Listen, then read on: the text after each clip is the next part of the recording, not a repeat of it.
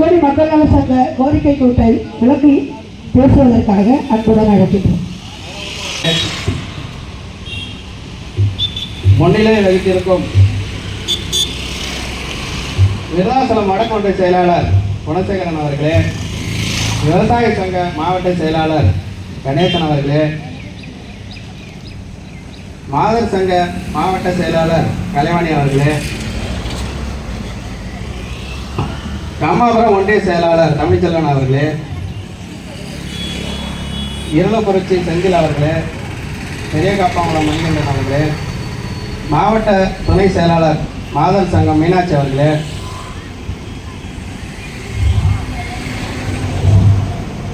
நாடக ஆசிரியர் நாட்டுப்புற கலைக்குழு சூராயர் அவர்களே,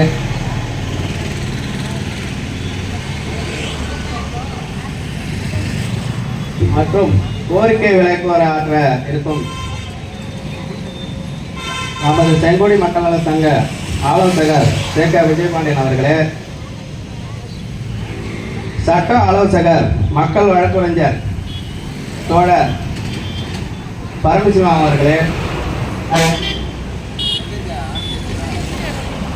விழுப்புரம் மாவட்ட செயலாளர் பார்த்திபன் அவர்களே, சிவகங்கை மாநில துணை செயலாளர் முத்துசாமி அவர்களே, விருதுநகர் துணை பொதுச் செயலாளர் வேலுச்சாமி அவர்களே, இறுதியாக வாழ்த்துரை தெரிவிக்க இருக்கும்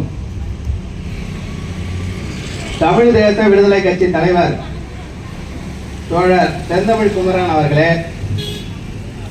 ஜனநாயக தொழிலாளர் கட்சி மாநில ஒருங்கிணைப்பாளர் தோழர் தங்க தமிழ்வேலன் அவர்களே,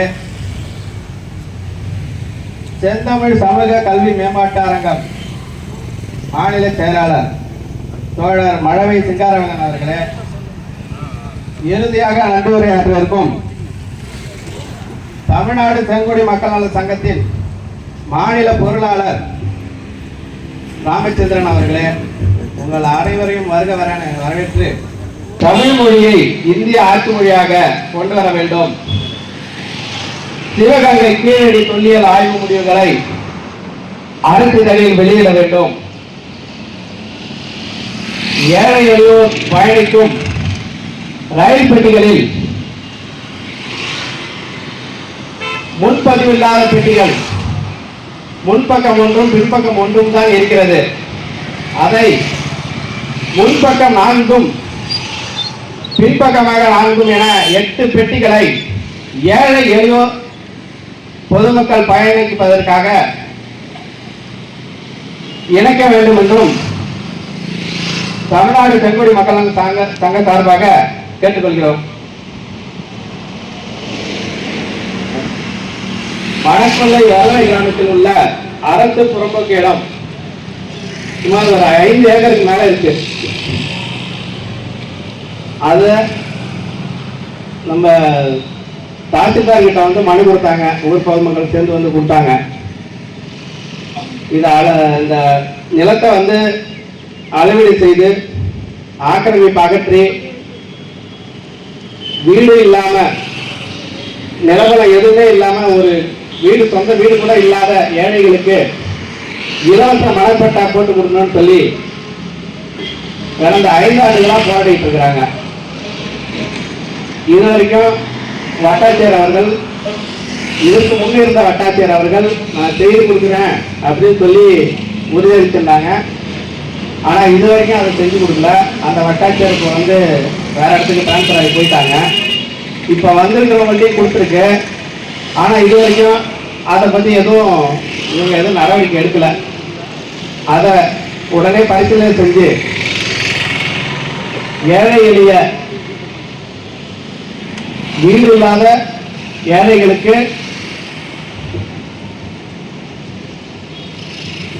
வீட்டு முறை பட்டா வழங்கிடுமாறு கேட்டுக்கொள்கிறோம். இருளங்குறிச்சி ஊராட்சியில் கடந்த 2013 இருந்து 2023 வரைக்கும் பணியில் இருந்த ஊராட்சி செயலாளர் மத்திய மாநில அரசுகள் வீடு கட்டும் திட்டத்தில் பல கோடி ரூபாய் மோசடி செஞ்சிருக்காரு. இத தகவல் உரிமை சட்டம் மூலமா நமது கட்சி தோழர் வந்து கணேசன் அவர்கள் தகவல் அறிவு உரிமை சட்டத்தில் போட்டு எடுத்து அதை மேல்முறையீடு எங்கெங்க அனுப்பணுமோ எல்லாத்தையும் தகவல் கொடுத்தாச்சு. ஆனால் இது வரைக்கும் அவர் மேலே எந்த நடவடிக்கையும் எடுக்கல.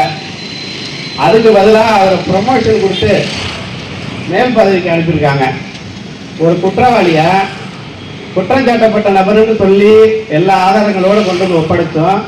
அவர் மீது துறை சார்ந்த நடவடிக்கை எடுக்காம அவரை வந்து உயர்வு பதவிக்கு கொடுத்துருக்குறாங்க.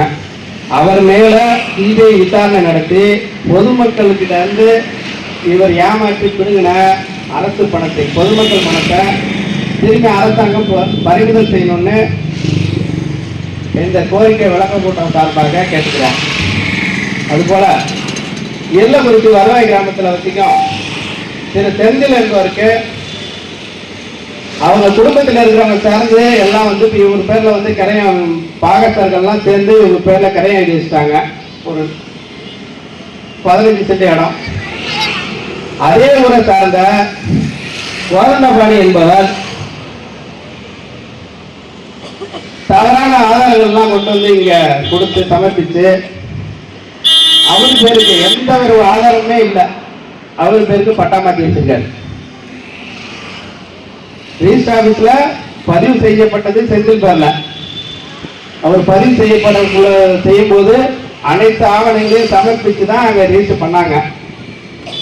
ஆனா எந்த ஆவணத்தை வச்சு இந்த கோதண்டபாணிங்கிறவரு அவர் பேர்ல பட்டா மாற்றி வச்சிருக்காரு.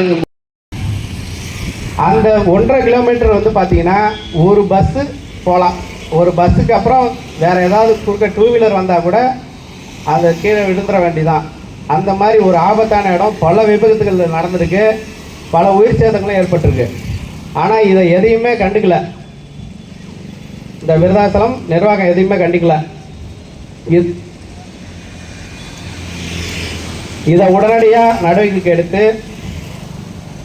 வனத்துறையிடமிருந்து அந்த பர்மிஷன் வாங்கி உடனே அந்த சாலையை அகலப்படுத்தி கொடுக்கணும். அது மாதிரி விருதாசலத்திலேருந்து கருவேப்பிலக்குறிச்சி போகிற வழி, வேடப்ப கோயிலிருந்து கருவேப்பிலக்குறிச்சி வரைக்கும் அதுவும் வனத்துறைக்கு சொந்தமான இடம்னு சொல்கிறாங்க. அதையும் இன்னும் அகலப்படுத்தாமல் இருக்கிறதுனால அந்த இடத்துலையும் நிறைய விபத்துகள் ஏற்படுது. அந்த விபத்தை தடுக்க முடியல. அதையும் சரி செஞ்சு அந்த சாலையை விரைவாக அகலப்படுத்தி பொதுமக்கள் பயன்பாட்டுக்கு கொண்டு வருமாறு கேட்டுக்கொள்கிறோம். கடலூர் மாவட்டம் விருதாசலம் வட்டத்தில் கருவேப்பிலக்குறிச்சியில் பப்ளிக் டாய்லெட், பொது சுகாதார கழிப்பிடம் இருந்துச்சு. அது குறைஞ்சது ஒரு 20 வருஷமாக இயங்கிட்டு இருந்தது. கடந்த ஒரு 4 வருஷமாக இயங்கலை. அதை சரி செஞ்சு கொடுக்கணும்னு சொல்லி பொதுமக்கள் சார்பாகவும் நமது சங்கத்தின் சார்பாகவும் வந்து மனு கொடுத்துருந்தோம். அதை வீடியோ அந்த மனுவை பரிசீலனை செஞ்சு அந்த கட்டடம் வந்து ரொம்ப டேமேஜாக இருக்குது. அந்த டேமேஜான கட்டிடத்தை நாங்கள் இடிச்சுட்டு புதுசாக கட்டித்தரோம் அப்படின்னு சொல்லியிருந்தாங்க. எங்களுக்கு எழுத்துப்பூர்வமாகவே தபால் கொடுத்துருந்தாங்க. சரி செஞ்சு கொடுத்துருவாங்க அப்படின்னு ஒரு நம்பிக்கையாக இருக்கும்போது அளவீடு செஞ்சு அதை கட்டுறதுக்காக வரும்போது அந்த இடிக்கப்பட்ட இடத்துக்கும் பக்கத்தில் இருக்கிறவங்க அந்த டாய்லெட்டு கட்டினீங்கன்னா எங்களுக்கு வந்து ஸ்மெல் அடிக்கும், நாற்றம் அடிக்கும், அதனால் வந்து நீங்கள் கட்டக்கூடாதுன்னு சொல்லி ஏரி புறம்போக்கில் இருக்கிறாங்க. அவங்க ஏரி புறம்போக்கில் இருக்கிறவங்க பேச்சை கேட்டுட்டு வந்து பார்த்தீங்கன்னா அந்த பொது சுகாதார வளாகத்தை கட்டுறதுக்கு இந்த நிர்வாகத்தால் முடியல. நீங்கள் வாங்க, எங்களை கூப்பிட்றாங்க இந்த பிடிஓ ஆஃபீஸில், நீங்கள் உங்கள் சங்கத்து மூலயமா வாங்க, நீங்கள் வந்து பாதுகாப்பு கொடுங்க அப்படின்னு. நம்ம அப்படி எப்படின்னா சங்கத்து சார்பாக கழிக்கட்டைகளோடு வந்து அவங்களுக்கு பாதுகாப்பு கொடுக்கணும்னு சொல்லி அந்த பிடிஓ ஆஃபீஸில் கேட்குறாங்க. போலீஸுக்கிட்ட ஒரு தபால் எழுதி கொடுத்தா எங்களுக்கு பாதுகாப்பு கொடுன்னு கேட்டால் அவங்க கொடுத்துட போகிறாங்க. இது சங்கத்துக்கிட்ட அவங்க பாதுகாப்பு கேட்குறது எப்படி? அந்த கருவேப்பிலக்குறிச்சி ஒரு 4 ரோடும் சந்திக்கிற இடம். அந்த 4 ரோடும் சந்திக்கிற இடத்துல சுற்றுப்பட்டில் ஒரு 50 கிராமம் வந்து அந்த கருவேப்பிலக்குறிச்சியில் இருக்கிற கடை வீதியை நம்பி தான் வருவாங்க. அதில் பெண்கள் தான் பலர் வராங்க. அந்த பெண்கள் வர்றவங்களுக்கு ஒரு இயற்கை உபாதை கழிக்கணும்னா சுற்றி பார்த்தீங்கன்னா 1 கிலோமீட்டர் அளவுக்கு 4 ரூட்லேயுமே இடமே இல்லை. ஆண்கள் எங்கே வேணாலும் போய்க்குவான், அவன் ஏதாவது ஒரு சந்தில் வண்டி நிற்கிற சந்தில் இதில் போயிடுவான். பெண்கள் போகிறதுக்கு ஒரு சுகாதார கட்டணம் கட்டி கொடுக்கணும்னு சொல்லி நாங்களும் வந்து பார்த்தீங்கன்னா 2022 இது வரைக்கும் மனு கொடுத்துருக்கோம். 3 வருஷமாக மனு கொடுத்துருக்கோம். இதை கட்டி கொடுக்க முடியல. வேட்டக்குடியில் முனியப்பர் கோயில் இடத்துல அரசு கட்டிடம் கட்டுறதுக்கு போலீஸ் பாதுகாப்பு கொடுத்து போலீஸ் வந்து அங்கே பாதுகாப்போட அந்த கட்டடம் கட்டுறதுக்கான ஏற்பாட்டில் அங்கே வந்து பாதுகாப்புக்கு நிற்கிறாங்க. ஒரு சுகாதார கட்டிடம் கட்டுறதுக்கு பாதுகாப்புக்கு கொடுக்க முடியல. ஆனால் வந்து பொதுமக்களை மிரட்டி கோயில் இடத்துல நாங்கள் அரசாங்க கட்டடம் கட்டுவோம், அப்படி மீறி வந்தீங்கன்னா அவங்களுக்கு ஷூட்டிங் ஆர்டர் வாங்கிட்டு வந்து சுட்டுருவோம் அப்படின்னு மிரட்டுறாங்க. இதை வந்து வன்மையாக கண்டிக்கிறோம். இந்த பிடிஓ ஆஃபீஸ் வந்து பார்த்தீங்கன்னா பொதுப்படியாகவே இல்லை, யாரோ சொல்கிற ஏவல் துறையாக மாறி போச்சு. இந்த ஏவலாக மாறி போச்சு. யாரோ ஃபோன் மூலயமா தகவல் கொடுக்குறாங்க. நீங்கள் பிடிஓ ஆஃபீஸுக்கு வேலைக்கு வந்தது, அரசாங்க வேலைக்கு வந்தது பார்த்தீங்கன்னா பொதுமக்களுக்கு சேவை செய்யறதுக்கு தான். அதை மறந்துட்டு யாரோ ஒரு அமைச்சர், எம்எல்ஏ, கவுன்சிலர், ஊராட்சி மன்ற தலைவர் இவங்களாம் சொல்கிற பேச்சை கேட்டுக்கிட்டு பொதுமக்களுக்கு துரோகம் செய்கிறீங்க. உங்கள் வேலை வந்து கிடைச்சது அரசாங்கத்தில் பொதுமக்களுக்கு சேவை செய்யறதுக்கு தான். அந்த பொதுமக்கள் சேவையை மறந்துட்டு நீங்கள் மற்றவங்களுக்கெல்லாம் சேவை செஞ்சிட்ருக்கீங்க.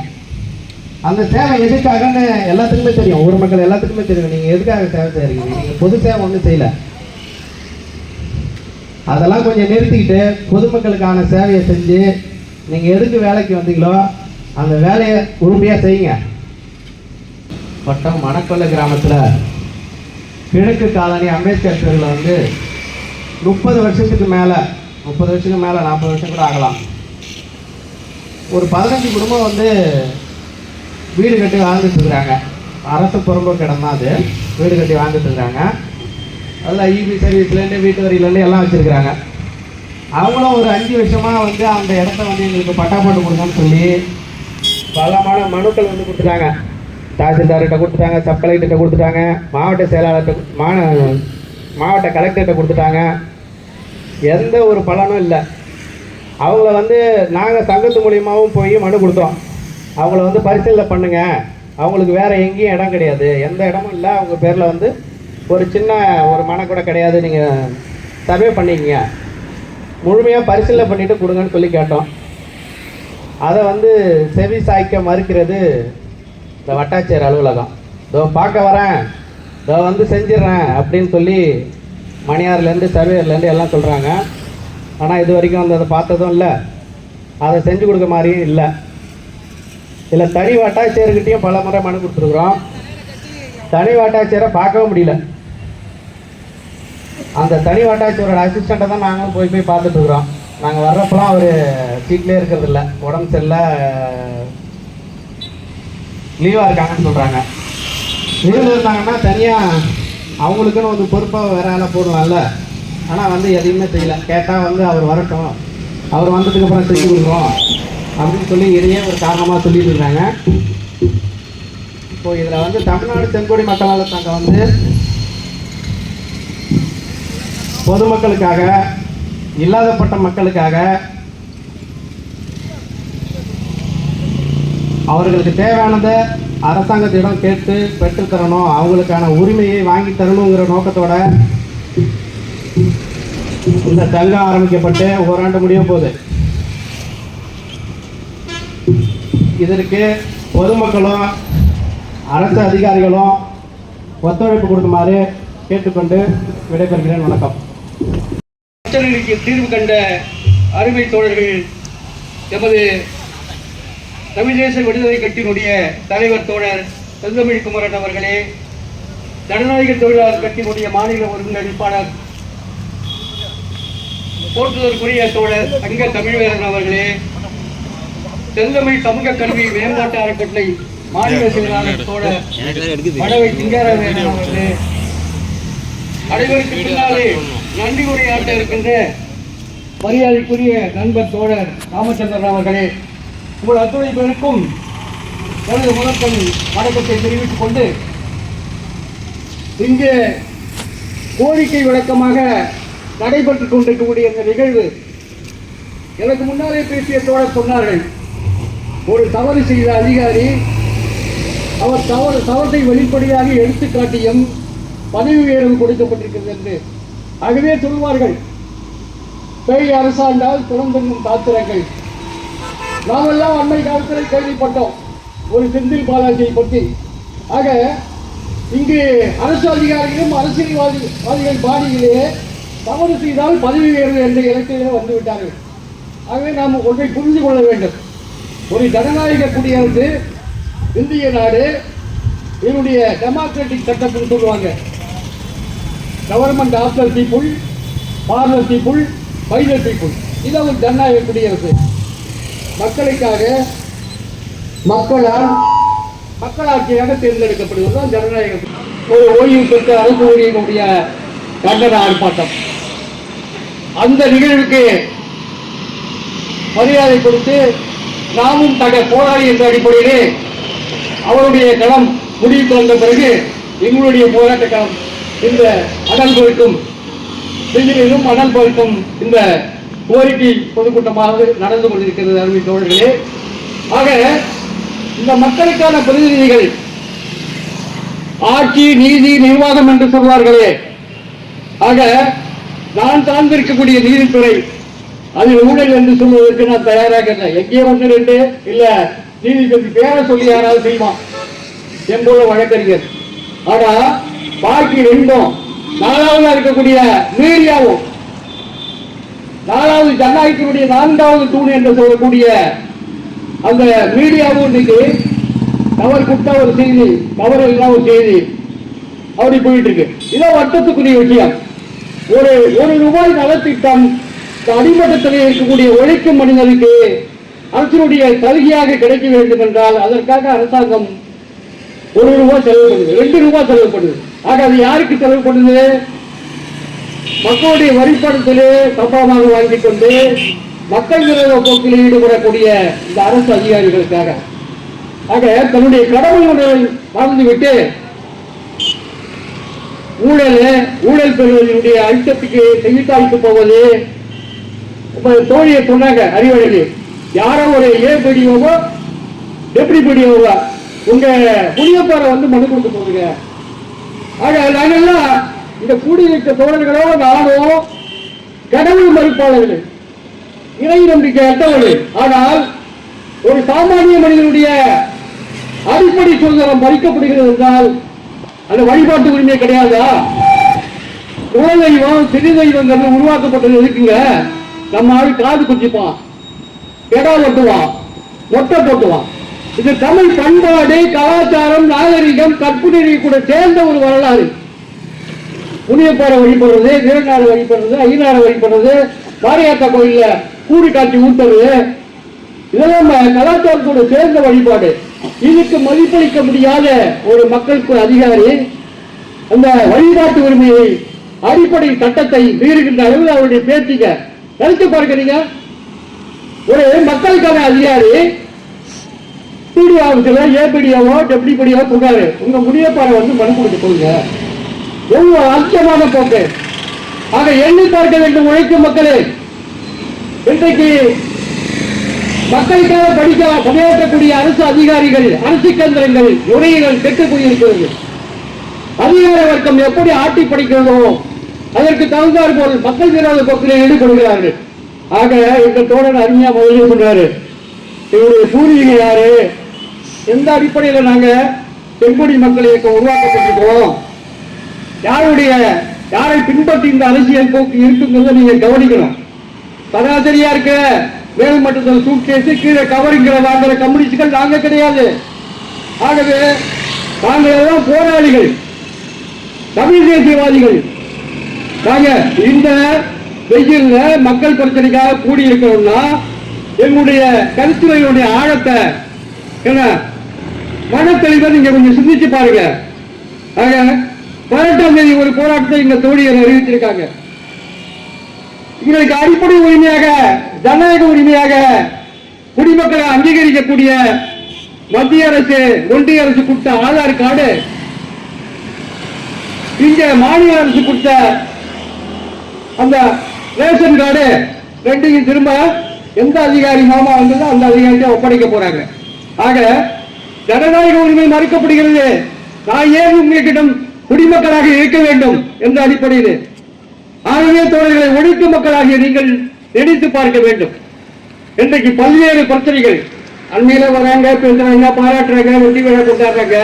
ஆனா என்ன அடிமட்டத்தில் எவ்வளவு மக்கள் பிரச்சனைக்கு தீர்வு இல்லாம என்ன 5 ஏக்கர் புறம்போக்குங்களா, எவனுக்கு மனை கட்டிருக்குதோ, எவனுக்கு சிபார்சோ, எவன் அழுத்தம் கொடுக்கிறானோ, எவன் லஞ்சம் கொடுக்கிறானோ அவனுக்கு உண்மையிலே மனை கட்டிக்கலாம், அவனுக்கு கிடையாது. ஆக விதிமீறல் இதான் நடந்துகிட்டு இருக்கு. எவ்வளவு அவலமான சூழ்நிலை. ஆகவே தோழர்களே, எங்களோடு வந்திருக்கக்கூடிய இந்த தோழர்கள், இந்த நிகழ்வை விலைக்கு பேசக்கூடிய தோழர்கள், பல்வேறு போராட்ட களங்களை கண்டவர்கள், நேரம் கடந்து கொண்டிருப்பதால் இந்த வெயிலிலும் காதலிலும் நான் இந்த பிரதான நேரத்தை வீணாக்க விரும்புகிற தோழர்களே, இந்த மக்கள் தன்னுடைய உரிமை பெறுவதற்காக அவர் சொன்னார் பாரு, காரணமா இழப்பதற்கு அடிமை சங்கிலி தவிர வேற ஒன்றும் இல்லை. ஆனால் போராடுவதன் மூலமாக ஒரு பொருளுலகை அடைய முடியும் என்ற இலக்கின் அடிப்படையிலே நாங்கள் தயாராக இருக்கிறோம். ஆகவே இது ஏதோ அறிவித்து விலைக்கு பேசுறாங்க, போராட்டம் பண்ணாங்க, 4 பேர் சட்டம் போட்டாங்க, அதோட போயிட்டாங்க. அடுத்த கட்டம் எங்க வேலையே தான். இதான் சொல்லிட்டு இருப்போம்.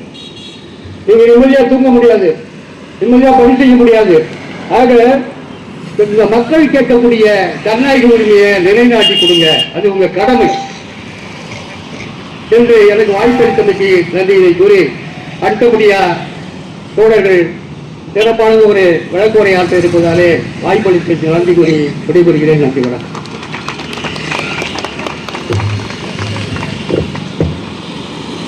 மாநில செயலாளர் செந்தமிழ் சமூக கல்வி மேம்பாட்டு அறக்கட்டளை தோழர் மகவி சிங்காரவேலன் அவர்கள் உரையாற்றுவார். வாழ்த்துக்கள். அன்பிற்குரிய இந்த நிகழ்ச்சிக்கு தலைமை தாங்கிக் கொண்டிருக்கின்ற தோழியர் இரா அறிவுரை அவர்களே, எனக்கு முன்னால் இங்கு உரையாற்றிச் சென்றிருக்கின்ற மக்கள் வழக்கறிஞர் தோழர் பரமசிவம் அவர்களே, எனக்கு பின்னால் சிறப்பான ஒரு உரையை உங்கள் மத்தியில் நடத்துவதற்கு இருக்கின்ற தோழர் தங்க தமிழன் அவர்களே, செந்தமிழ் குமரன் அவர்களே, வரவேற்புரையாற்றிய தோழர் ராவணராஜன் அவர்களே, நன்றி உரை ஆற்ற இருக்கின்ற தோழர் ராமச்சந்திரன் அவர்களே, இந்த அமைப்பினை மக்கள் மத்தியில் கொண்டு செல்வதற்கான போர்வாள்களாக செயல்பட்டுக் கொண்டிருக்கின்ற பெயர் குறிப்பிடாத தோழர்களே, நண்பர்களே, தங்களது கோரிக்கைகளுக்காக கிராமப்புறங்களில் இருந்து இந்த கடும் வெயிலிலும் இங்கே குழுமியிருக்கின்ற நண்பர்களே, தோழர்கள், இந்த நாடு விடுதலை பெற்று 80 ஆண்டுகளை நெருங்கிக் கொண்டிருக்கிறோம். இந்த 80 ஆண்டுகளில் நாம் பல்வேறு முன்மாதிரி அரசாங்கங்களை பார்த்திருக்கிறோம். காங்கிரஸ் மாடல் சர்க்கார், இந்து மாடல் சர்க்கார், திராவிட மாடல் அரசாங்கம், இப்படி பல்வேறு மாடல் அரசாங்கங்களை நாம் பார்த்துக் கொண்டிருக்கிறோம். ஆனால் இத்துணை மாடல் அரசாங்கங்கள் இருந்தாலும் கூட இந்தியா இன்னும் 10 ஆண்டுகளில் உலகையே இருக்கக்கூடிய பொருளாதாரத்தில் 3வது பொருளாதார நாடாக ராமரின் அருளாசியோடு, கிருஷ்ணரின் அருளாசியோடு மாற இருக்கிறது. நீங்கள் அனைவரும் ராமரை கும்பிடுங்கள், கிருஷ்ணரை கும்பிடுங்கள், இந்தியா ஒரு வல்லரசாகிவிடும், 3வது பொருளாதார வல்லரசாகிவிடும் என்று சொல்லுகின்ற மோடி சர்க்காரை பார்க்கிறோம். அதே போன்று தமிழ்நாட்டில் ஒரு மாநில அரசு, மத்திய அரசு இன்று செய்கின்ற செயல்களில் இருந்து பார்க்கின்ற பொழுது ஒரு மாநில அரசுக்கு ஒரு முனிசிபாலிட்டி இருக்கிற அதிகாரம் தான் இருக்கு. குறைந்தபட்ச ஒரு அதிகாரத்திற்காக போராட முடியாத இந்த திராவிட மாடல் சர்க்கார் இந்த அரசாங்கத்தை அல்லது இவர்களுடைய சித்தாந்தத்தை நம்பியிருக்கின்ற மக்களுக்கு எந்த விதமான விடுதலையை தரப்போகிறார்கள் என்பது வேறுபாடு. ஆனால் கிராமப்புறத்தில் இருக்கின்ற இந்த மக்கள் என்ன கேட்கிறார்கள்? அரசு பதிவேட்டில் உள்ளபடி எங்களுக்கு வீட்டுமனை பட்டா வேண்டும், எங்களுக்கு அடிப்படை வசதி ஒரு சுகாதார வளாகம் கட்டித்தரப்பட வேண்டும், அதில் அரசு அதிகாரிகளும் ரெவன்யூ அதிகாரிகளும் ஊழல் செய்யக்கூடாது, உங்களது கடந்த கால ஆவணங்கள் என்ன சொல்லுகிறதோ அதை எங்களுக்கு நிறைவேற்றி தாருங்கள் போதும் என்று சொல்லுகிறார். ஆனால் அதை கூட நிறைவேற்ற முடியாத நிலையில் இந்த அரசு அதிகாரிகள் இருக்கிறார். பரமசிவம் அவர்கள் குறிப்பிட்டதை போல 4 pillar ஸ்டேஜ் என்று சொல்வார்கள். 4 தூண்கள் ஒரு அரசாங்கத்திற்கு இருக்கிறது. அதில் எக்ஸிகியூட்டிவ், லெஜிஸ்லேச்சர், ஜுடிஷியரி, இப்ப சமீப காலத்தில் வந்திருக்கக்கூடியது இந்த இது செய்தித்துறை. இந்த செய்தித்துறையில் அதே போன்று அரசு அலுவலகங்களும் இன்றைக்கு இதயம் அழுகி போய் காணப்படுகிறது. ஆள வர்க்கம் எந்த அளவிற்கு ஊழல்களாக இருக்கிறதோ அதே அளவிற்கு அதிகார வர்க்கமும் இந்த நாட்டில் ஊழல் இருந்ததாக இருக்கிறது. இதனால் பாதிக்கப்பட்ட இந்த மக்கள் இங்கே கூடியிருக்கிறார்கள். ஒவ்வொருவருக்கும் ஒவ்வொரு விதமான கோரிக்கைகள் அரசுடைய துறை சார்ந்த விஷயங்களில் இருக்கிறது. ஆனால் அவைகளுக்கு பல முறை மனு கொடுக்கப்பட்டும் இந்த அரசு அதிகாரிகள் கண்டுகொள்ளவில்லை. மாறாக கேவலப்படுத்துகின்ற அல்லது முன்பும் தெரியாதவர்களிடம் பேசுவதை போன்று முனிய முறையை வந்து கொடு மனு கொடுக்க சொல்லிட்டு போறான்னா எவ்வளவு பெரிய பைத்தியதான். இவர் ஒன்றிய கவர்மெண்ட் சர்வன்ட், மக்களுக்காக சேவை செய்வதற்காக வந்திருக்கின்ற வேலைக்காரர்கள் அதிகார வர்க்கம் என்பதை மறந்துவிட்டு இந்த நாட்டை ஆளுகின்ற வர்க்கத்திற்காக, அதன் தலைவர்களுக்காக, அமைச்சர்களுக்காக, ஊராட்சி மன்ற தலைவர்களுக்காக, கெடுபிடிகளாக, ஏவலாட்களாக பணியாற்றுகின்ற ஒரு அமலநிலை என்பது இங்கு மட்டுமல்ல தமிழ்நாடு முழுவதும் விரவி கிடக்கின்றது. சராசரி மக்களுடைய கோரிக்கைகள் தூக்கி எறியப்படுகின்றன. இந்த அரசாங்கமும் இந்த அரசமைப்பும் மக்களுக்கானது என்பதை விட இந்த அரசாங்கமும் அரசு அமைப்பும் பணக்காரர்களுக்கானது. இன்னும் சொல்ல போனால் இது எல்லாவற்றிலும் செயல்படுத்திக் கொண்டிருக்கிறது. இந்த விருத்தாச்சலமும் பக்கத்தில் இருக்கக்கூடிய நெய்வேலியும் ஒரு மிகப்பெரிய சுரண்டலுக்கு ஆளாகி இருக்கிறது.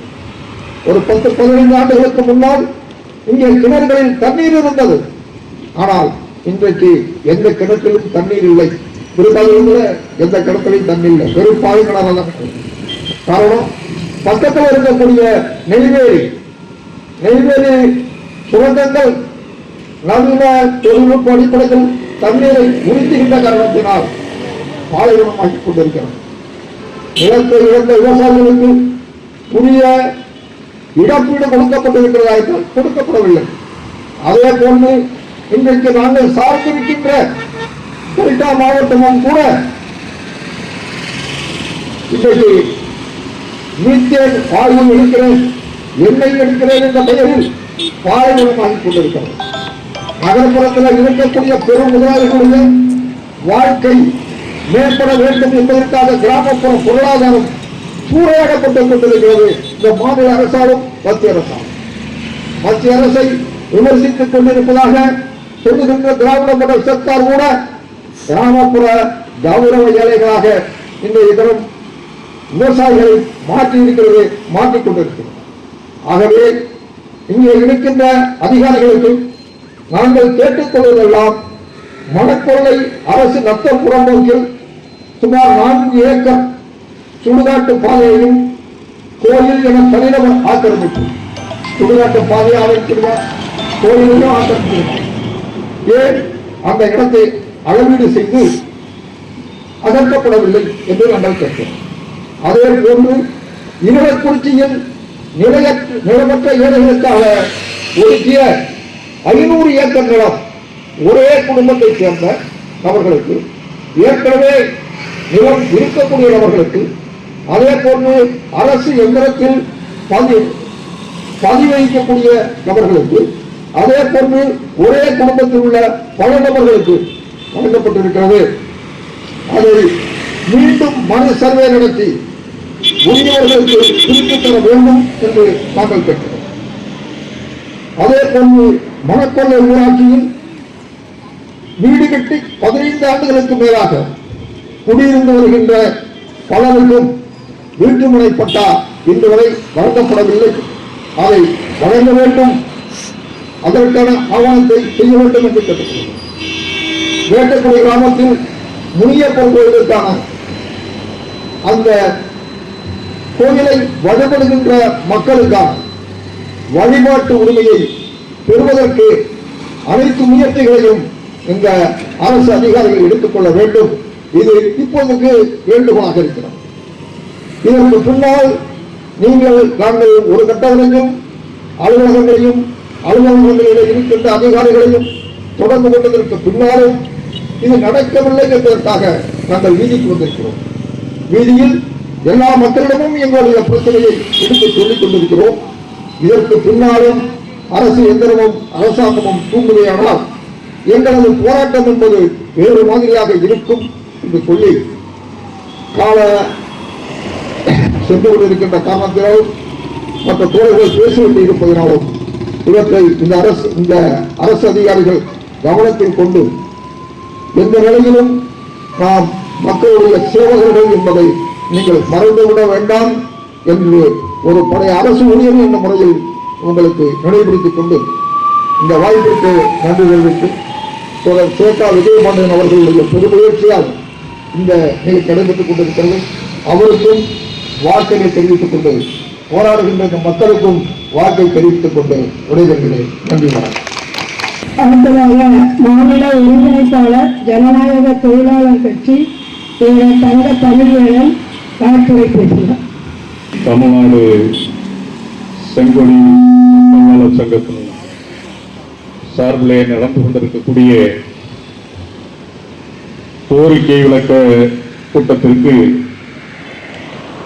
தலைமையேற்றிருக்கக்கூடிய செங்கொடி மக்கள் நல சங்கத்தினுடைய மாநில தலைவர் தோழர் இரா அறிவழகே அவர்களே, வரவேற்று கோரிக்கைகளை விளக்கியும் உரையாற்றியிருக்கக்கூடிய மாநில பொதுச் செயலாளர் தோழர் KVR ராவணராஜன் அவர்களே, முன்னிலை வைத்துக் கொண்டிருக்கக்கூடிய அமைப்பினுடைய பல்வேறு நிலைகளில் இருக்கக்கூடிய தோழர்களே,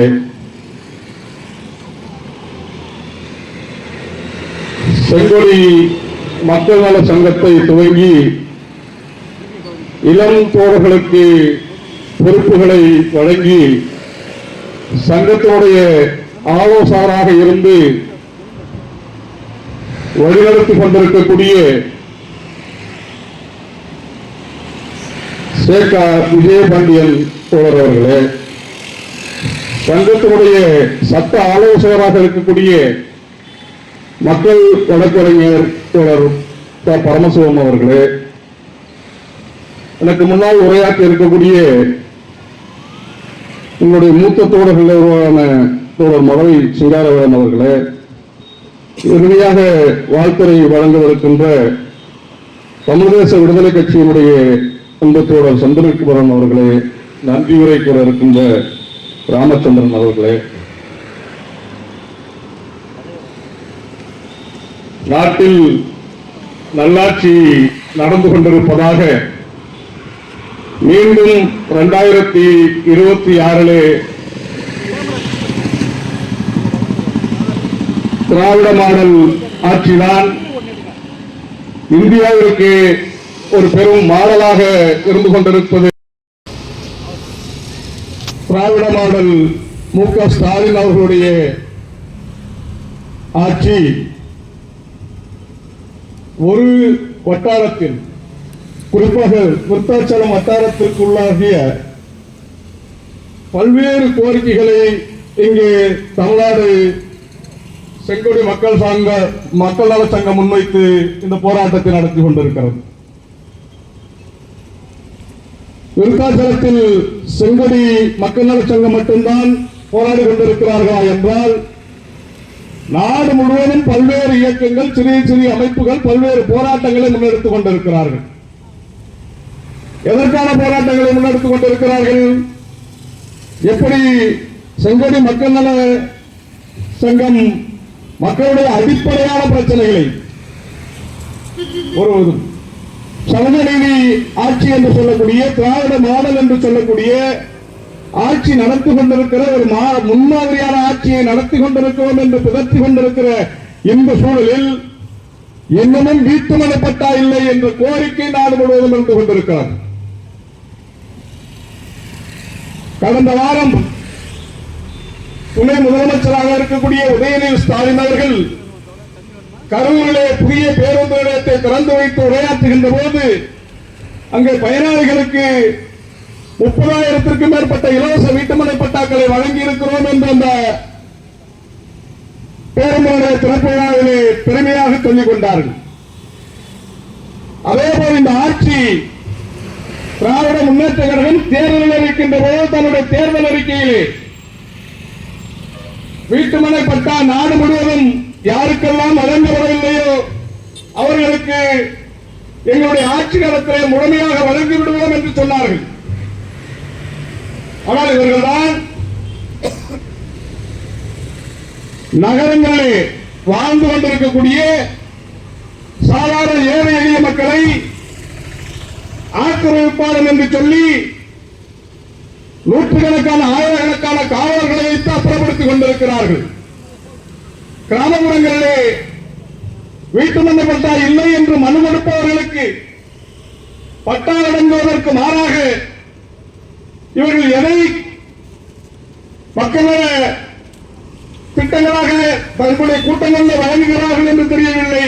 ஆனால் நாங்கள் பட்டா வழங்கினோம், இதுவரை இத்தனை பட்டா இந்த 4 ஆண்டுகளில் வழங்கப்பட்டிருக்கிறது என்று சொல்லுகிறார்கள்.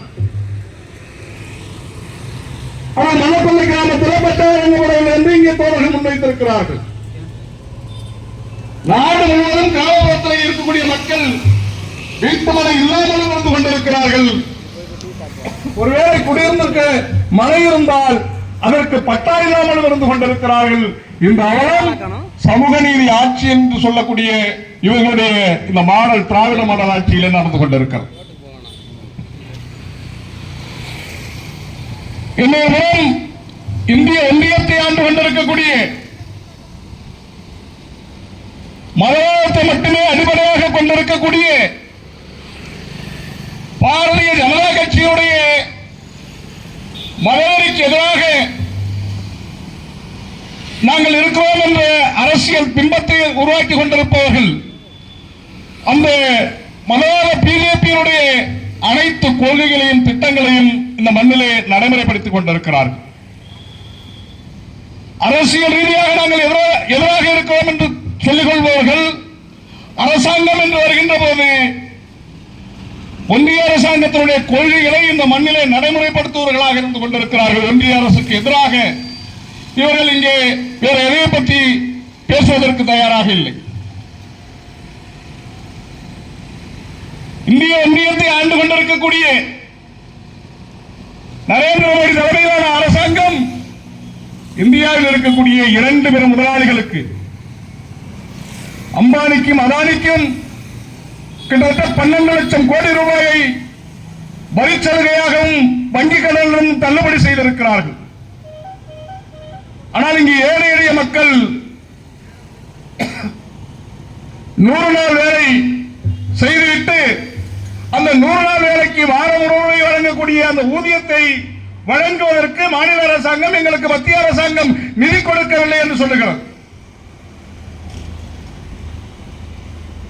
கிராமப்புறத்திலே நீர்நிலைகளை, சாலையோரங்களை, இன்னும் பல்வேறு பணிகளை செய்திருக்கக்கூடிய அந்த 100 நாள் திட்ட பயனாளிகளுக்கு, 100 நாள் வேலை செய்கின்ற ஊழியர்களுக்கு சம்பளம் வாங்குவதற்கு ஒன்றிய அரசாங்கத்திடம் நிதி கிடையாது. ஆனால் அம்பானி அதானி போன்ற பெருமுதலாளிகளுக்கும் கார்ப்பரேட் வெளிநாடுகளிலிருந்து இந்திய ஒன்றியத்திலே வந்து தமிழகத்திலே வந்து தொழில் துவங்குகின்ற அந்நிய நாட்டு முதலாளிகளுக்கும் வரிச்சலுகை கொடுப்பதோடு மட்டுமல்லாமல் வங்கி கடன் கொடுத்து அந்த வங்கி கடனை அவர்கள் திருப்ப செலுத்தாத போது அதை தள்ளுபடி செய்து பெருமுதலாளிகளுக்கான நலனை பாதுகாப்பதற்காக தொடர்ந்து இயங்கிக் கொண்டிருக்கிறார்கள். இங்கு ஏழை எளிய மக்கள், உழைக்கின்ற மக்கள் அவர்கள் செய்த வேலைக்கு கூலி தருவதற்கு நிதி இல்லை என்கின்றார்கள். எப்படிப்பட்ட முரண்பாடு! பெருமுதலாளிகளுக்கு வரி சலுகையும் பெருமுதலாளிகளுக்கு கடன் தள்ளுபடியும் கொடுத்துவிட்டு இங்கே உழைத்துவிட்டு கூலி கேட்டால் கூலி கொடுப்பதற்கு அரசாங்கத்திடம் நிதி இல்லை என்று சொல்லுகின்ற ஒரு அவலம் தொடர்கிறது என்று சொன்னால் நாம் எல்லாம் நினைத்துக் கொண்டிருக்கிறோம், நாம் வாக்களித்து தேர்ந்தெடுத்திருக்கிற ஆட்சிதான் நமக்கான ஆட்சியாளர்கள் தான் இங்கே இருந்து கொண்டிருக்கிறார்கள் என்று சொல்லி பிரதமர் நரேந்திர மோடியும் முதலமைச்சர் ஸ்டாலினும் நாம் தேர்ந்தெடுத்து நாம் வாக்களித்து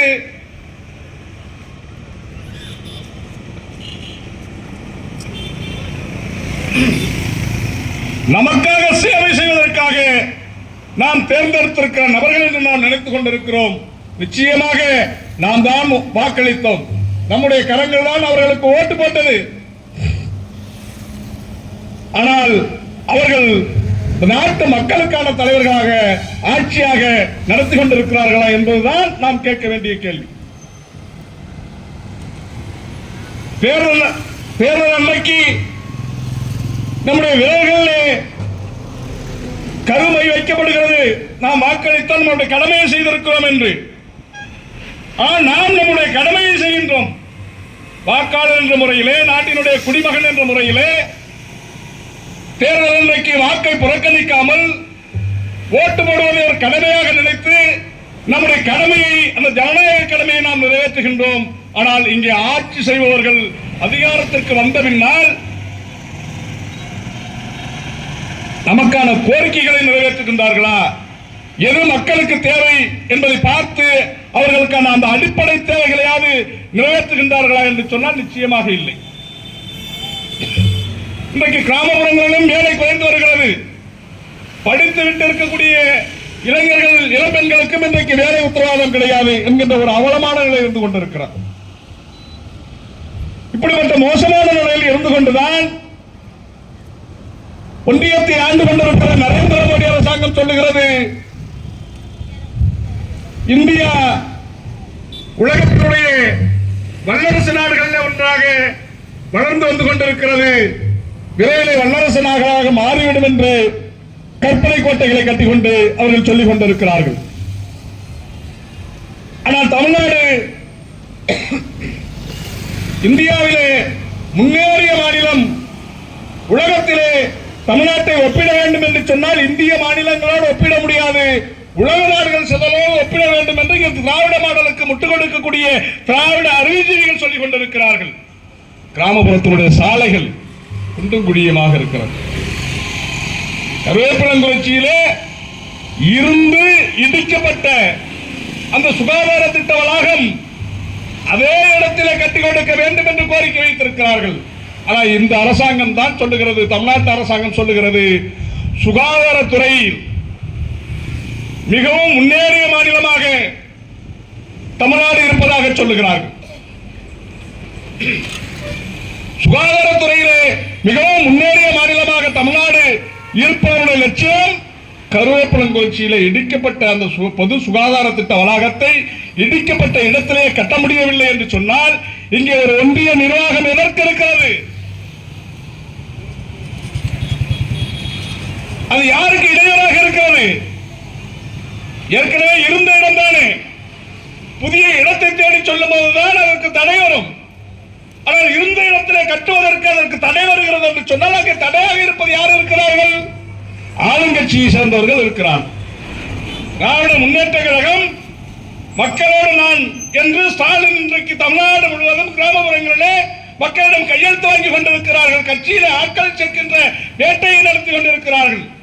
ஓட்டு வேட்டைக்கான செயலை 2026 நடைபெறக்கூடிய தேர்தலுக்காக இன்றைக்கே ஓட்டு வேட்டையை தொடங்கி இருக்கிற மக்களோடு நான் என்று சொல்லக்கூடிய தமிழ்நாட்டு முதலமைச்சருடைய ஸ்டாலின் அரசாங்கம், அதனுடைய திமுகவுடைய பிரதிநிதிகள் தான் மக்களுக்கு நலத்திட்டங்களை நடத்தவில்லை என்று சொன்னால் ஆட்சிக்கு அவப்பெயர் வரும் என்று அதிகாரிகளை தட்டி கேட்க வேண்டியவர்கள் திமுகவை சேர்ந்தவர்கள். ஆனால் அதே திமுகவை சேர்ந்தவர்கள் தான் இன்றைக்கு அங்கே மக்களுக்கு பயன்படக்கூடிய பொது சுகாதார திட்ட வளாகத்தை கட்டுவதற்கு தடையாக இருக்கிறார்கள் என்று சொன்னால் திமுக கட்சியும் திமுக ஆட்சியும் இங்கே மக்களுக்கானவர்களாக இருக்கிறார்களா என்பதை நாம் கேள்வி கேட்க வேண்டியிருக்கிறது.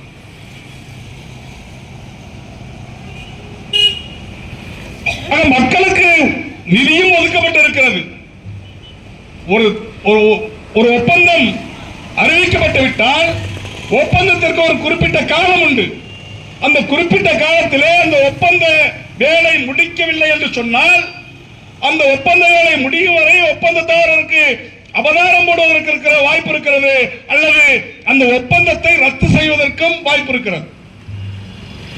ஆனால் நிதி ஒதுக்கப்பட்டு ஒப்பந்தம் கோரப்பட்டு அது கட்டப்படாமல் இன்றைக்கு வரை இருக்கிறது என்று சொன்னால் இங்க இருக்கக்கூடிய பிற அரசியல் கட்சிகள் கூட செங்கொடி மக்கள் நல சங்கத்திற்கு இருக்க மக்கள் மீது இருக்கக்கூடிய இந்த அக்கறை,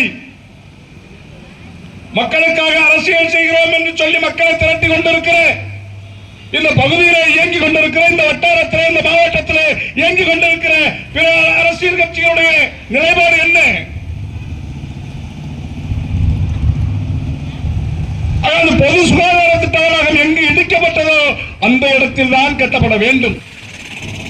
ஒரு வழக்கு சொல்ல கூட சொல்லுவாங்க, எங்க எதை தொலைச்சமோ அந்த இடத்துலதான் தேடுனா கிடைக்கும்.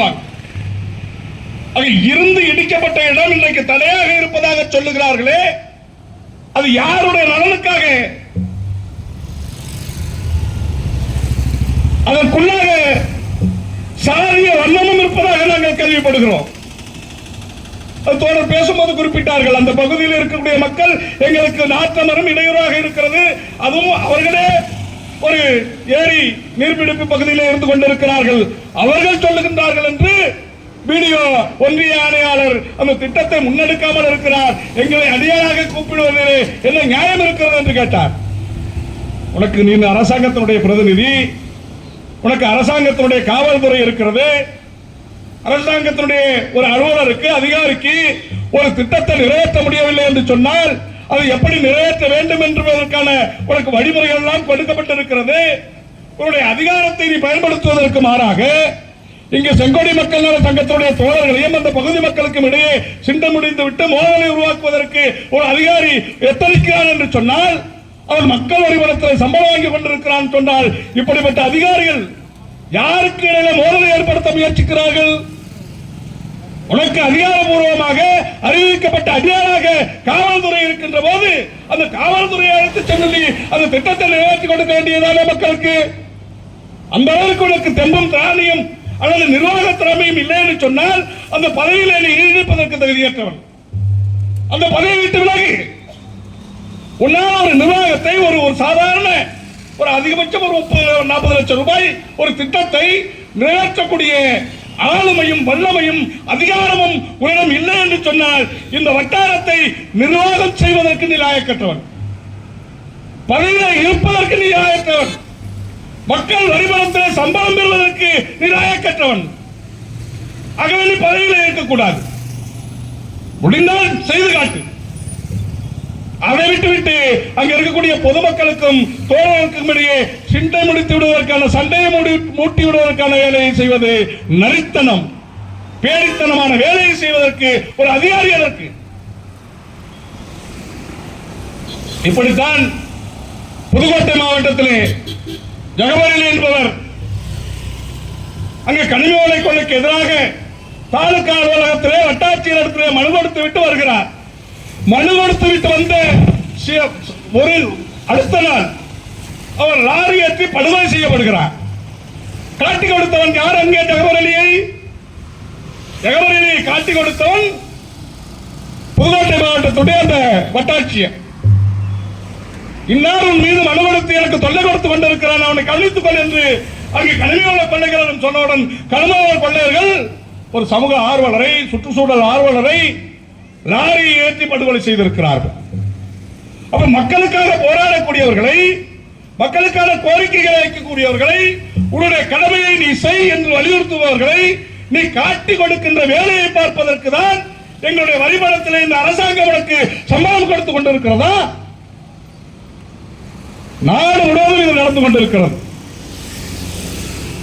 சமீபத்தில் மிகப்பெரிய தமிழ்நாடு முழுவதும் ஒரு பெரிய போராட்டமாகவும் வேற பொருளாகவும் மாறியது. சிவகங்கை மாவட்டத்திலே ஒரு காவலாளியாக வேலை பார்த்த ஏழை குடும்பத்தைச் சேர்ந்த ஒரு இளைஞன், கோவிலில் காவலாளியாக வேலை பார்த்த ஒரு இளைஞன் பொய்யான திருட்டு பட்டம் சுமத்தி அந்த திருட்டு பட்டத்திற்கு கண்ணும் காதும் வைத்து உயிர் உருவாக்குவதற்காக ஒரு இளைஞனை அடித்தே கொண்டது காவல் துறையில் இருக்கக்கூடிய அதிகார வர்க்கம். ஆனால் இங்கேதான் நடந்து கொண்டிருக்கிறது சமூக நீதி ஆட்சி என்று சொல்லிக் கொண்டிருக்கிறார்கள். இதுவரை தமிழ்நாட்டில் இந்த 4 ஆண்டுகளிலே 25 காவல் படுகொலை நடந்திருக்கிறது. இது மனித உரிமை மீறல் இல்லையா? இதுதான் சமூக நீதி ஆட்சியா? தூக்கு தண்டனைக்கு எதிராக மிகப்பெரிய கருத்துருவாக்கங்கள், போராட்டங்கள், முன்னெடுப்புகள், இங்கே விவாதங்களும் நடந்து கொண்டிருக்கிறது. ஆனால் எந்த சட்ட வரமுறைக்கும் உட்படாமல் காட்டு மிராண்டிகளை போல இந்த நாட்டு மக்களை கொன்று கொண்டிருக்கிற காவல்துறையை தலைவராக இருக்கக்கூடிய முதலமைச்சர் ஸ்டாலின் தான் சமூக நீதியினுடைய காவலராக இன்றைக்கு தமிழ்நாட்டிலே முன்னிறுத்தப்படுகின்றார். இதுதான் சமூக நீதியினுடைய காவலருடைய தலைமையின் கீழ் இருக்கக்கூடிய காவல்துறை நடத்துகின்ற லட்சணமா? இதை கேள்வி கேட்கின்ற போது கேள்வி கேட்கின்றவன் எல்லாம் சமூக நீதிக்கு எதிரானவன், சமூக விரோதி. எப்படி பாரதிய ஜனதாவை பார்த்து மக்கள் கேள்வி கேட்டால் அவன் இந்தியாவிற்கு எதிரானவன், ஆன்டி இந்தியன், தேசப்பற்றவன், தேச விரோதி என்று முத்திரை குத்தப்படுகிறதோ, அப்படி தமிழ்நாட்டிலே திராவிட முன்னேற்ற கழகத்தினுடைய ஆட்சியினுடைய அவலட்சணங்களை, மக்களோட போக்குகளை சுட்டிக்காட்டுகின்ற போது அவர்கள் சமூக நீதிக்கு எதிரானவர்கள், உடனே இவர்கள் சங்கி வகையாரை சேர்ந்தவர்கள் என்று முத்திரை குத்தப்படுகிறது. நாடு ஒரு ஜனநாயக நாடு என்று நம்மளை நம்ப வைக்கப்பட்டுக் கொண்டிருக்கிறது. உண்மையிலே தோழர்களே, இந்த நாடு ஜனநாயக நாடாக இருக்கிறதா என்று சொன்னால் நிச்சயமாக இல்லை. எப்படி சாதிக்கு ஒரு தெரு இருக்கிறது, சாதிக்கு ஒரு சுடுகாடு இருக்கிறது, இன்னும் நம்முடைய குறைந்தபட்ச கோரிக்கைகள் நிறைவேற்றப்படவில்லை. மேலிருந்து கீழ் வரை இருக்கின்ற, நகரத்திலிருந்து குக்கிராமம் வரை இருக்கின்ற மக்கள் ஒரே மாதிரியாக இங்கு நடத்தப்படுகின்றார்களா? பெண்களும் ஆண்களும் இங்கு சமமாக நடத்தப்படுகின்றார்களா? குழந்தைகள் இங்கு சமமாக மதிக்கப்படுகின்றார்களா? கல்வி, வேலைவாய்ப்பிலே அனைவருக்கும் பாகுபாடு இல்லாத சம உரிமை கிடைக்கின்றதா? யோசித்து பாருங்கள். இப்படி இந்த நாட்டில் எதிலுமே சமம் இல்லை. வருமானத்தில் ஏற்றத்தாழ்வு, வேலையிலே ஏற்றத்தாழ்வு, ஆண் பெண் ஏற்றத்தாழ்வு, சாலையிலே ஏற்றத்தாழ்வு, இப்படி பல வகைகளில் ஏற்றத்தாழ்வை வைத்துக் கொண்டு இந்த நாடு ஜனநாயக நாடு என்று சொல்லிக் கொண்டிருக்கிறார்கள். நாமும் இதை நம்பிக்கொண்டிருக்கிறோம். உண்மையிலேயே இந்த நாடு ஜனநாயக நாடாக மாற வேண்டும், மாற்றப்பட வேண்டும். இந்த நாடு ஜனநாயக நாடாக மாற்றப்பட வேண்டும் என்று சொன்னால் இங்கே உங்களை போன்ற செங்கோடி மக்கள் நல சங்கத்தை சார்ந்த உங்களை போன்ற ஜனநாயக தொழிலாளர் கட்சி, எங்களை போன்ற தமிழ் தேச விடுதலை கட்சி தோழர்களை போன்ற பல்வேறு சிறிய சிறிய அமைப்புகள் நாடு முழுவதும் இருந்து கொண்டிருக்கிறார்கள். ஆகப்பெரிய கட்சிகள் இருக்கிறது. 2 கோடி பேர், 3 கோடி பேர் ஒவ்வொருத்தரும் உறுப்பினர் சொல்றான்.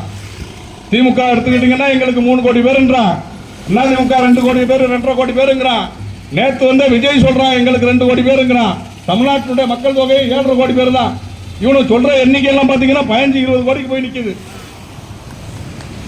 அவனு கோடி கோடியான்னு சொல்லி வச்சுக்கிட்டு இருக்கிறான். ஆனா நம்மை போன்ற அந்த அமைப்புகள் எல்லாம், ஆகப்பெரிய கட்சிகள் என்று சொல்லக்கூடியவர்கள் எல்லாம் இங்கே மக்கள் மத்தியிலே ஒரு ஒற்றுமையை, ஐக்கியத்தை, ஒருமைப்பாட்டை, ஜனநாயகத்தை கொண்டு வருவதற்கு தயாராக இல்லை. இதனால் வரை பார்த்தீர்கள் என்று சொன்னால் யாரெல்லாம் ஊராட்சி மன்ற தலைவராகிறாங்க, 5 வருஷத்துல அவன் கோடீஸ்வரனா மாறுறானா இல்லையா? சில கோடிகளுக்கு அதிபதியா மாறுறான். அதுக்கு முன்னாடி வரையும் பாத்தீங்கன்னா ஒரு சாதாரண நடுத்தர வாழ்க்கை வாழ்ந்துட்டு இருப்பான். அந்த 5 வருஷத்துல கோடீஸ்வரனா மாறுறான். ஒரு ஒன்றிய சேர்மன் ஆகிறான், ஒன்றிய கவுன்சிலர் ஆகிறான், அவன் சில கோடிகளுக்கு சொந்தக்காரனா மாறுறான். ஒருத்தர் எம்எல்ஏ ஆயிடுறான், எம்எல்ஏ ஆகிறவனும் கோடிகளுக்கு சொந்தக்காரன் ஆயிடுறான், அமைச்சர் ஆயிடுறான், பல கோடிகளுக்கு சொந்தக்காரனா மாறுறான். எப்படி எப்படி நடக்குது? எங்க இருந்து வந்தது? அவனுக்கு சம்பளம் வருது. ஒரு எம்எல்ஏவுக்கு மாத சம்பளம் 85,000, கிட்டத்தட்ட 1 லட்சம் ரூபாய். அவனோட சலுகை எல்லாம் சேர்த்து 12 மாசத்துக்கும் 12 லட்சம் ரூபாய் தான் ஒரு எம்எல்ஏவுக்கு சம்பளம். எப்படி அவன் கோடீஸ்வரனா மாறுறான்? 5 வருஷத்தை கணக்கெடுத்து 5 லட்சம் ரூபாய். ஆனா 5 வருஷத்துல பல கோடிகளுக்கு சொந்தக்காரனா மாறிடுறான். ஒரு ஊராட்சி மன்ற தலைவர் 5 வருஷத்துல கோடீஸ்வரனா மாறுறான். இதெல்லாம் நமக்காக ஒதுக்கப்படுகின்ற நிதி. நம்முடைய வரி பணத்திலிருந்து நாம் மறைமுக வரி, நேர்முக வரி என்று நாம் பொருள் வாங்குகின்றோமே, உப்பு, புளி, மிளகாய், எண்ணெய் வாங்குகின்றோமே, அதில் வரி செலுத்துகிறோம். வீட்டுக்கு விளக்கு வைக்க தீப்பெட்டி வாங்குகிறோமே, அதில் வரி இருக்கிறது. இப்படி நாம் வாங்குகின்ற ஒவ்வொரு பொருளிலும் இந்த அரசாங்கம் வரி விதிக்கின்றது. அந்த வரியிலிருந்து தான் அரசாங்கத்துக்கு காசு போகிறது. அந்த காசிலிருந்து தான் நமக்கு என்ன செய்யறான்? ரோடு போடுறதுக்கு, 100 நாள் வேலைக்கு, இன்னும் குடி தண்ணி இருக்கு, அதுக்கு நம்ம கிட்ட வந்து என்ன பண்றான்? அந்த திட்டங்களை அமலாக்குறான். அப்புறம் இப்ப நம்ம குடி தண்ணி இருக்கு, காசு கட்டுறோம், வீட்டுக்கும் வரி கட்டுறோம். நம்ம குடியிருக்கிறதுக்கு வரி கட்டிட்டு தான் வாழ்ந்துட்டு இருக்கோம். அந்த நாட்டில் ஒரு குடிமகனாக நாம் வாழ வேண்டும் என்று சொன்னால் எவனும் இலவசமாக எதையும் கொடுத்து விடவில்லை. நாம் வரி கொடுத்து வாழ்ந்து கொண்டிருக்கிறோம். வீட்டு வரி கட்டுகிறோம், குடிநீருக்கு வரி கட்டுகிறோம், நாம் உண்ண உணவு வாங்க பொருள் வாங்குகின்ற போது அதுக்கு வரி கட்டுகிறோம், உடுத்த உடை வாங்குகின்ற போது அதுக்கு வரி செலுத்துகிறோம். ஆக நாம் வரி செலுத்திதான், கட்டணம் கொடுத்துதான் இந்த மண்ணிலே நாம் வாழ்ந்து கொண்டிருக்கிறோமே தவிர எந்த அரசாங்கமும் நமக்கு இலவசமாக எதையும் கொடுத்து விடவில்லை.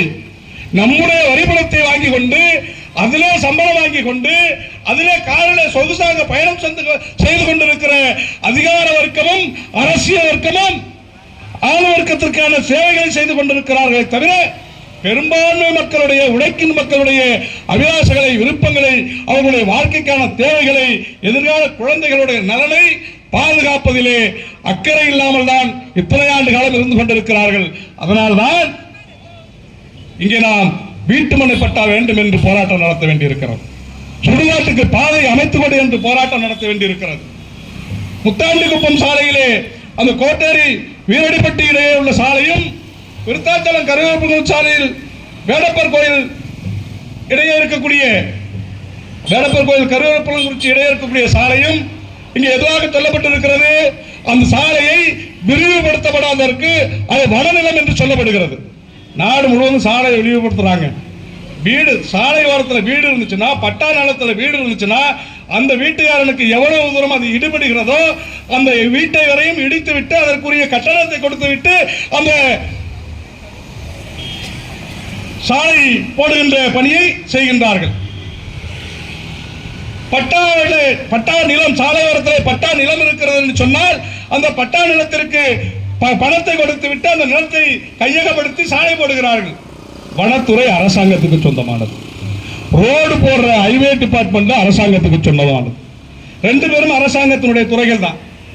அப்ப அரசினுடைய துறை அரசாங்கத்திற்கு நாம் கொடுக்க மாட்டோம் என்று எப்படி சொல்ல முடியும்? அப்ப அந்த இடத்துல ரோடு குறுகி இருக்கிறதுனால என்ன நடக்குது? ரோடு எந்த இடத்துல குறுகி இருக்கிறதோ, அகலமான இடத்திலிருந்து வாகனம் வேகமாக வருகின்ற போது அந்த குறுகி இருக்கிற இடம் தெரியாமல் இன்னும் வேகமாக தான் செல்வான், வருகின்ற அதே வேகத்தில் தான் செல்வான். அது குடியிருப்புகள் நிறைந்த பகுதியிலே, போக்குவரத்து நிறைந்த பகுதியிலே, கடைத்தறிவு நிறைந்த பகுதியிலே வண்டி வாகனம் வேகமாக வந்து ஒரு குறுகிய வழியில் வருகின்ற போது அந்த சாலையை கடக்கின்ற, குறுக்கிடுகின்ற நபர்கள் விபத்துக்கு உள்ளாகக்கூடிய ஆபத்து மிக அதிகமாக இருக்கிறது. ஆகவேதான் தோழர்கள் அந்த கிராம மக்களுக்கு மட்டுமல்ல, அந்த சாலையை கடந்து போகின்ற, இந்த மாவட்டத்தை தாண்டி கடந்து போகின்ற அத்தனை பேருக்குமான கோரிக்கையை முன்வைத்திருக்கிறார்கள். ஆக இங்க இருக்கக்கூடிய வட்டாட்சியரும், கோட்டாட்சியரும், ஒன்றிய ஆணையாளரும், செங்கொடி மக்கள் நலன் மக்கள் நல சங்கம் முன்வைத்திருக்கக்கூடிய இந்த கோரிக்கைகளை நீங்கள் விரைந்து நிறைவேற்றி கொடுக்க வேண்டும். இது இந்திய அரசுக்கும் தமிழக அரசுக்குமான பல்வேறு கோரிக்கைகளை முன்வைத்திருக்கிறார்கள். இந்த உள்ளூர் அளவிலான கோரிக்கைகளை நீங்கள் விரைந்து நிறைவேற்றி கொடுக்க வேண்டும். அப்படி நிறைவேற்றி கொடுக்க தவறும் பட்சத்தில் அடுத்த கட்டமாக தமிழ்நாடு செங்கொடி நல மக்கள் சங்கம் என்ன போராட்ட வடிவங்களை முன்னெடுக்கிறதோ அதற்கு ஜனநாயகத்திற்கான தொழிலாளர் கட்சியும் கரம் கோர்த்து களங்காண்போம். இந்த போராட்டத்தை முன்னெடுத்து நடத்தி கொண்டிருக்கிற செங்கொடி மக்கள் நல சங்கத்தினுடைய தோழர்களுக்கு மீண்டும் ஒரு முறை வாழ்த்துக்களையும் வணக்கங்களையும் கூறி வாய்ப்புக்கு நன்றி கூறி விடைபெறுகிறேன். நன்றி, வணக்கம்.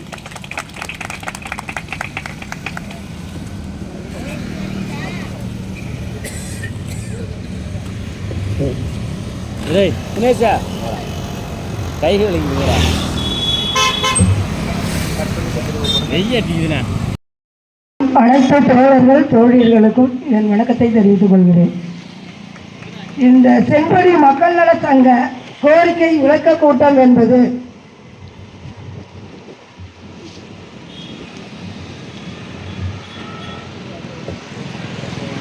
விருத்தாசலம் வட்டம் வேட்டக்குடி ஊராட்சி மன்ற கட்டிடம் வேட்டக்குடி முனியப்பர் கோவில் நிலத்தில் கட்ட வேண்டாம்.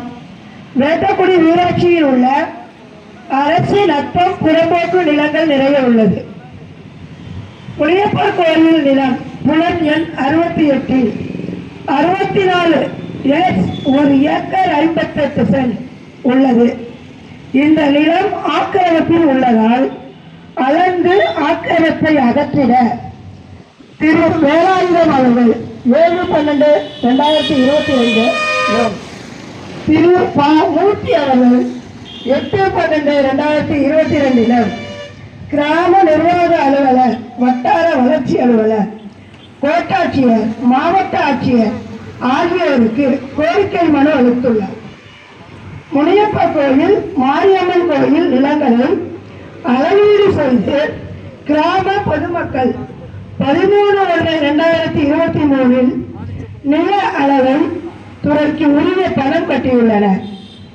18/1/2023 வேட்டக்குடி ஊராட்சி மன்றம் முனியப்பர் கோயில் நில ஆக்கிரமிப்பை அகற்றிட தீர்மானம் போட்டுள்ளது.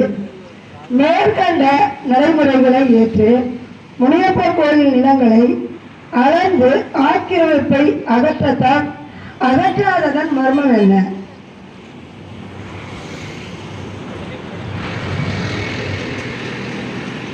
வேட்டக்குடி ஊராட்சியில் பொதுமக்கள் பயன்பாட்டிற்கு ஊராட்சி மன்ற அலுவலக கட்டிடம் கட்ட தேர்வு செய்யப்பட்ட இடம்தான் தவறானது. வேட்டக்குடி ஊராட்சி மன்ற பஞ்சாயத்து கட்டடத்தை கட்ட வேண்டாம் என்று கிராம பொதுமக்கள் யாவரும் கூறவில்லை. பஞ்சாயத்து கட்டடம் கட்டுவதற்கு மாற்று இடங்கள் உள்ளது. அந்த இடத்திற்கான இடத்தையும் நாங்கள் நோட்டீஸில் பதிவு செய்துள்ளோம். அந்த இடம் எந்த இடத்தில் உள்ளது என்றால்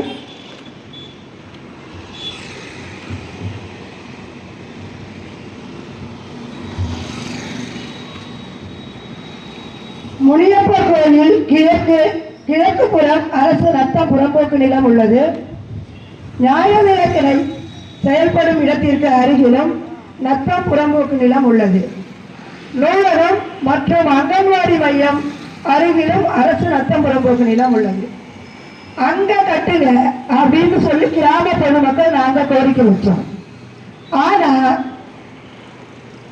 வேட்டக்குடி ஊராட்சியில் பிடிஓ, டெப்யூட்டி பிடிஓ கணபதி அவர்கள், கிராம ஊராட்சி செயலாளர் வீரமணி அவர்கள், இவங்க 3 பேரும் ஒருதலைபட்சமாக அந்த முனியப்பர் கோவில் அமைந்துள்ள இடத்தில்தான் இந்த கட்டடத்தை கட்ட வேண்டும், மாற்று இடம் ஏதும் வேறு இல்லை அப்படின்னு சொல்லி சொன்னாங்க.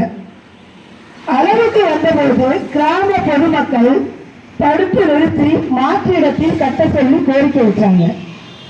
ஆனா டெப்யூட்டி பிடிஓ கணபதி அவர்கள் என்ன சொல்றாருன்னா, முனியப்பரை வந்து மனு கொடுக்க சொல்லுங்க, முனியப்பர் மனு கொடுத்தா நான் தடுத்து நிறுத்திடுறேன் அப்படின்னு சொல்லியிருக்காரு. ஆனா முனியப்பர் மனு கொடுத்துருக்காரு. எப்படியும் இன்னும் 2 நாளையில மனு கிடைக்கும்னு நினைக்கிறேன். மனு கொடுத்துட்டாரு முனியப்பர்.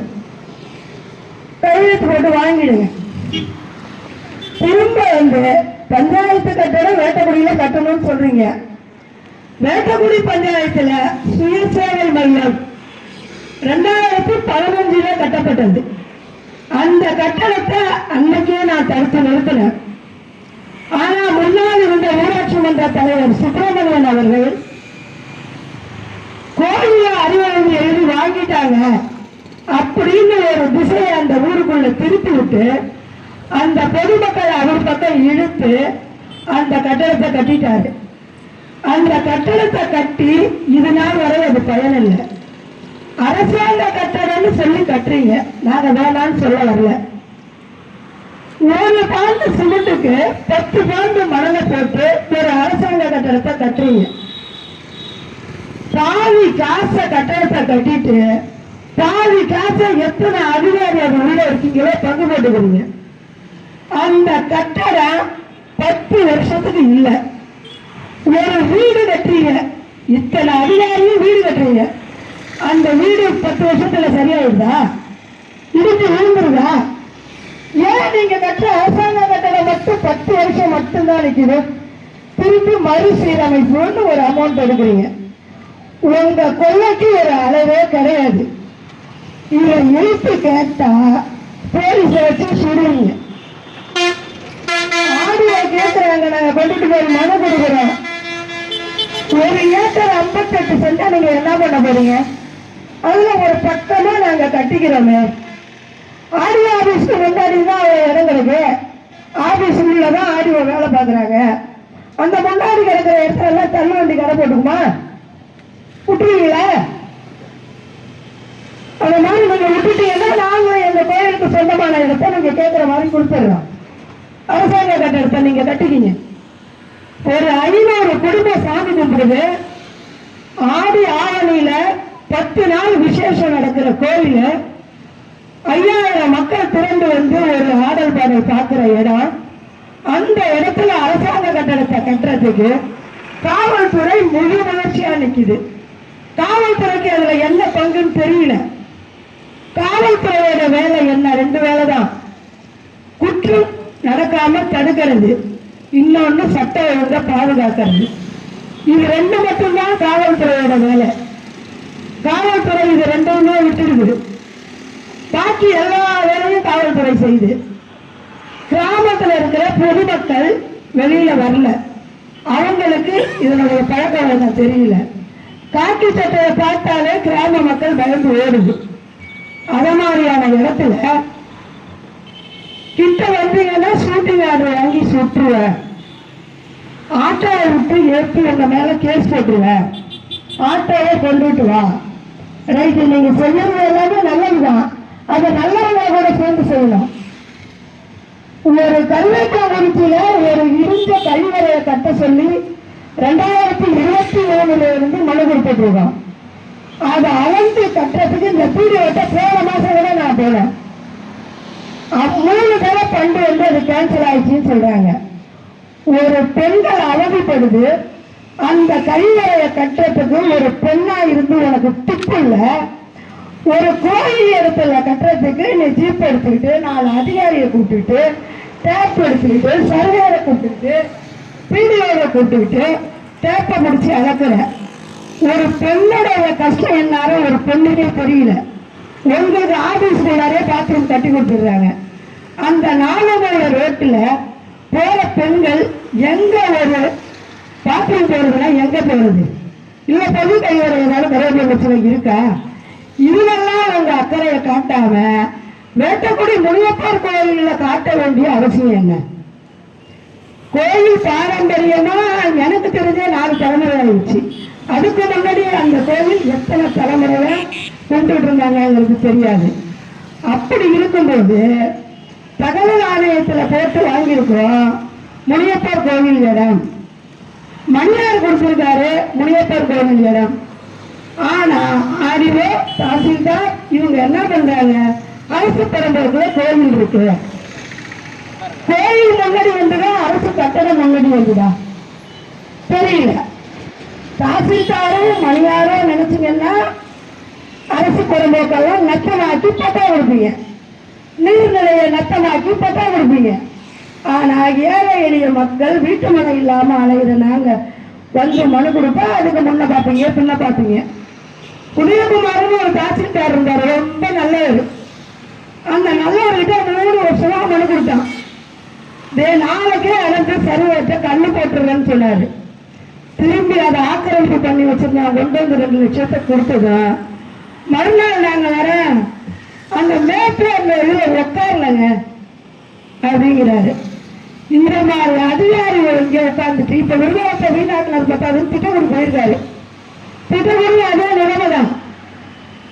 இத்தனை அரசு அதிகாரிகள் விருதுநகர் தாலுகாவில் இருந்தோம் என்ன ஒரு கோரிக்கையை மக்கள் கொண்டு வந்து கொடுத்து நீங்க நிறைவேற்றிருக்கீங்க அப்படிங்கிறத பட்டியல் போட்டு சொல்லுங்க பார்க்கலாம். ஏழை எளிய மக்களுக்காக நாங்க ஆதரவு கேட்டு வந்தா ஒரு மனுவை தூக்கிட்டு உங்கள்கிட்ட 3 வருஷமா அலைகிறோம், இது வரைக்கும் அந்த பதிலே கிடையாது. முனியப்பர் கோயில அழைக்க சொல்லியே 2 வருஷம் ஆச்சு. இந்த தாசில்தார் என்ன பண்ணிட்டு இருக்காரு? சீட்ல உட்காந்து பேசிட்டு தான் இருக்காரு. நைட்டு 8 மணி வரைக்கும் தாசில்தார் ஆபீஸ்ல தாசில்தார் இருக்காரு, பிடிஓ ஆபீஸ்ல பிடிஓ அம்மா இருக்கு, ஆடியோ ஆபீஸ்ல ஆடியோ அம்மா இருக்கு. 8 மணி வரைக்கும் அவ்வளவு சின்சியரா மக்களுக்கு உழைக்கிறீங்களா? சொல்லுங்க, என்னதான் பண்றீங்க நீங்க? மக்கள் கோரிக்கையை எடுத்து செய்யாத நீங்க எதுக்கு அரசாங்க சம்பளத்தை வாங்குறீங்க?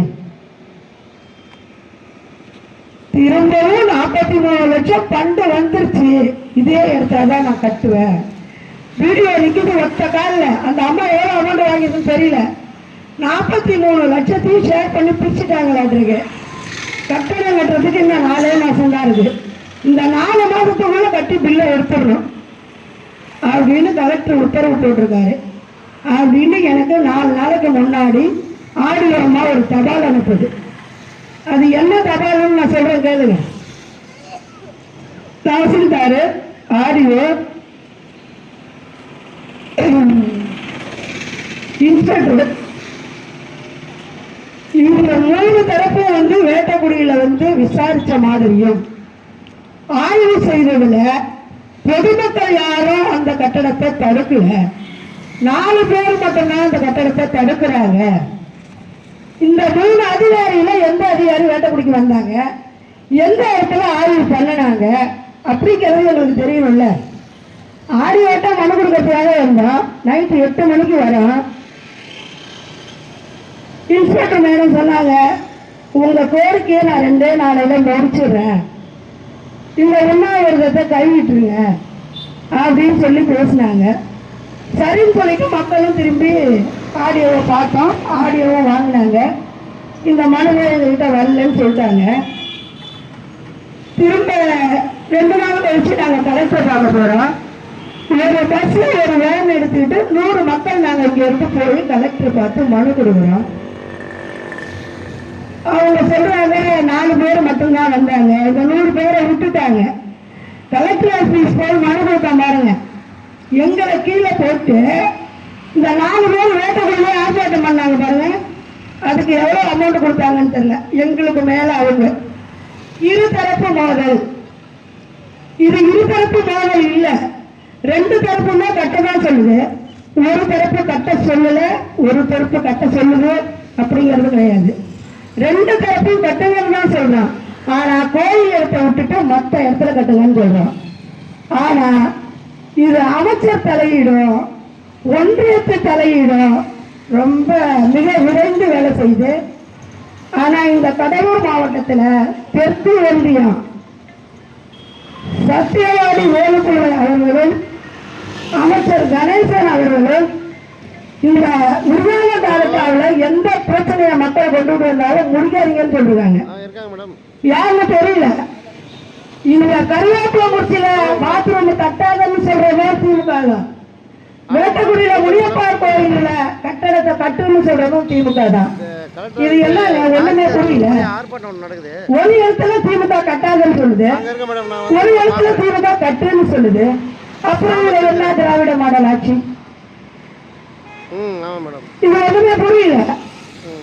இதற்காக இந்த கோயில்ல கட்டடம் கட்டக்கூடாதுன்னு சொன்னதுக்காக 5 வருடமா இயங்கிட்டு இருந்த ஒரு டிஎம்சிய ஒரு வேலப்பூர் ஒன்றியமும் முன்னாள் ஊராட்சி மன்ற தலைவர் ராஜகுமார் அவர்களும் அந்த டிஎம்சிய 40 ஏக்கர் தான் வேட்டக்குடியில இருக்கு அப்படின்னு சொல்லி எழுதி கொடுத்து எல்லா ஊருக்கும் மிஷின் வந்துருச்சு. ஆனா வேட்டக்குடிக்கு மிஷின் வரல.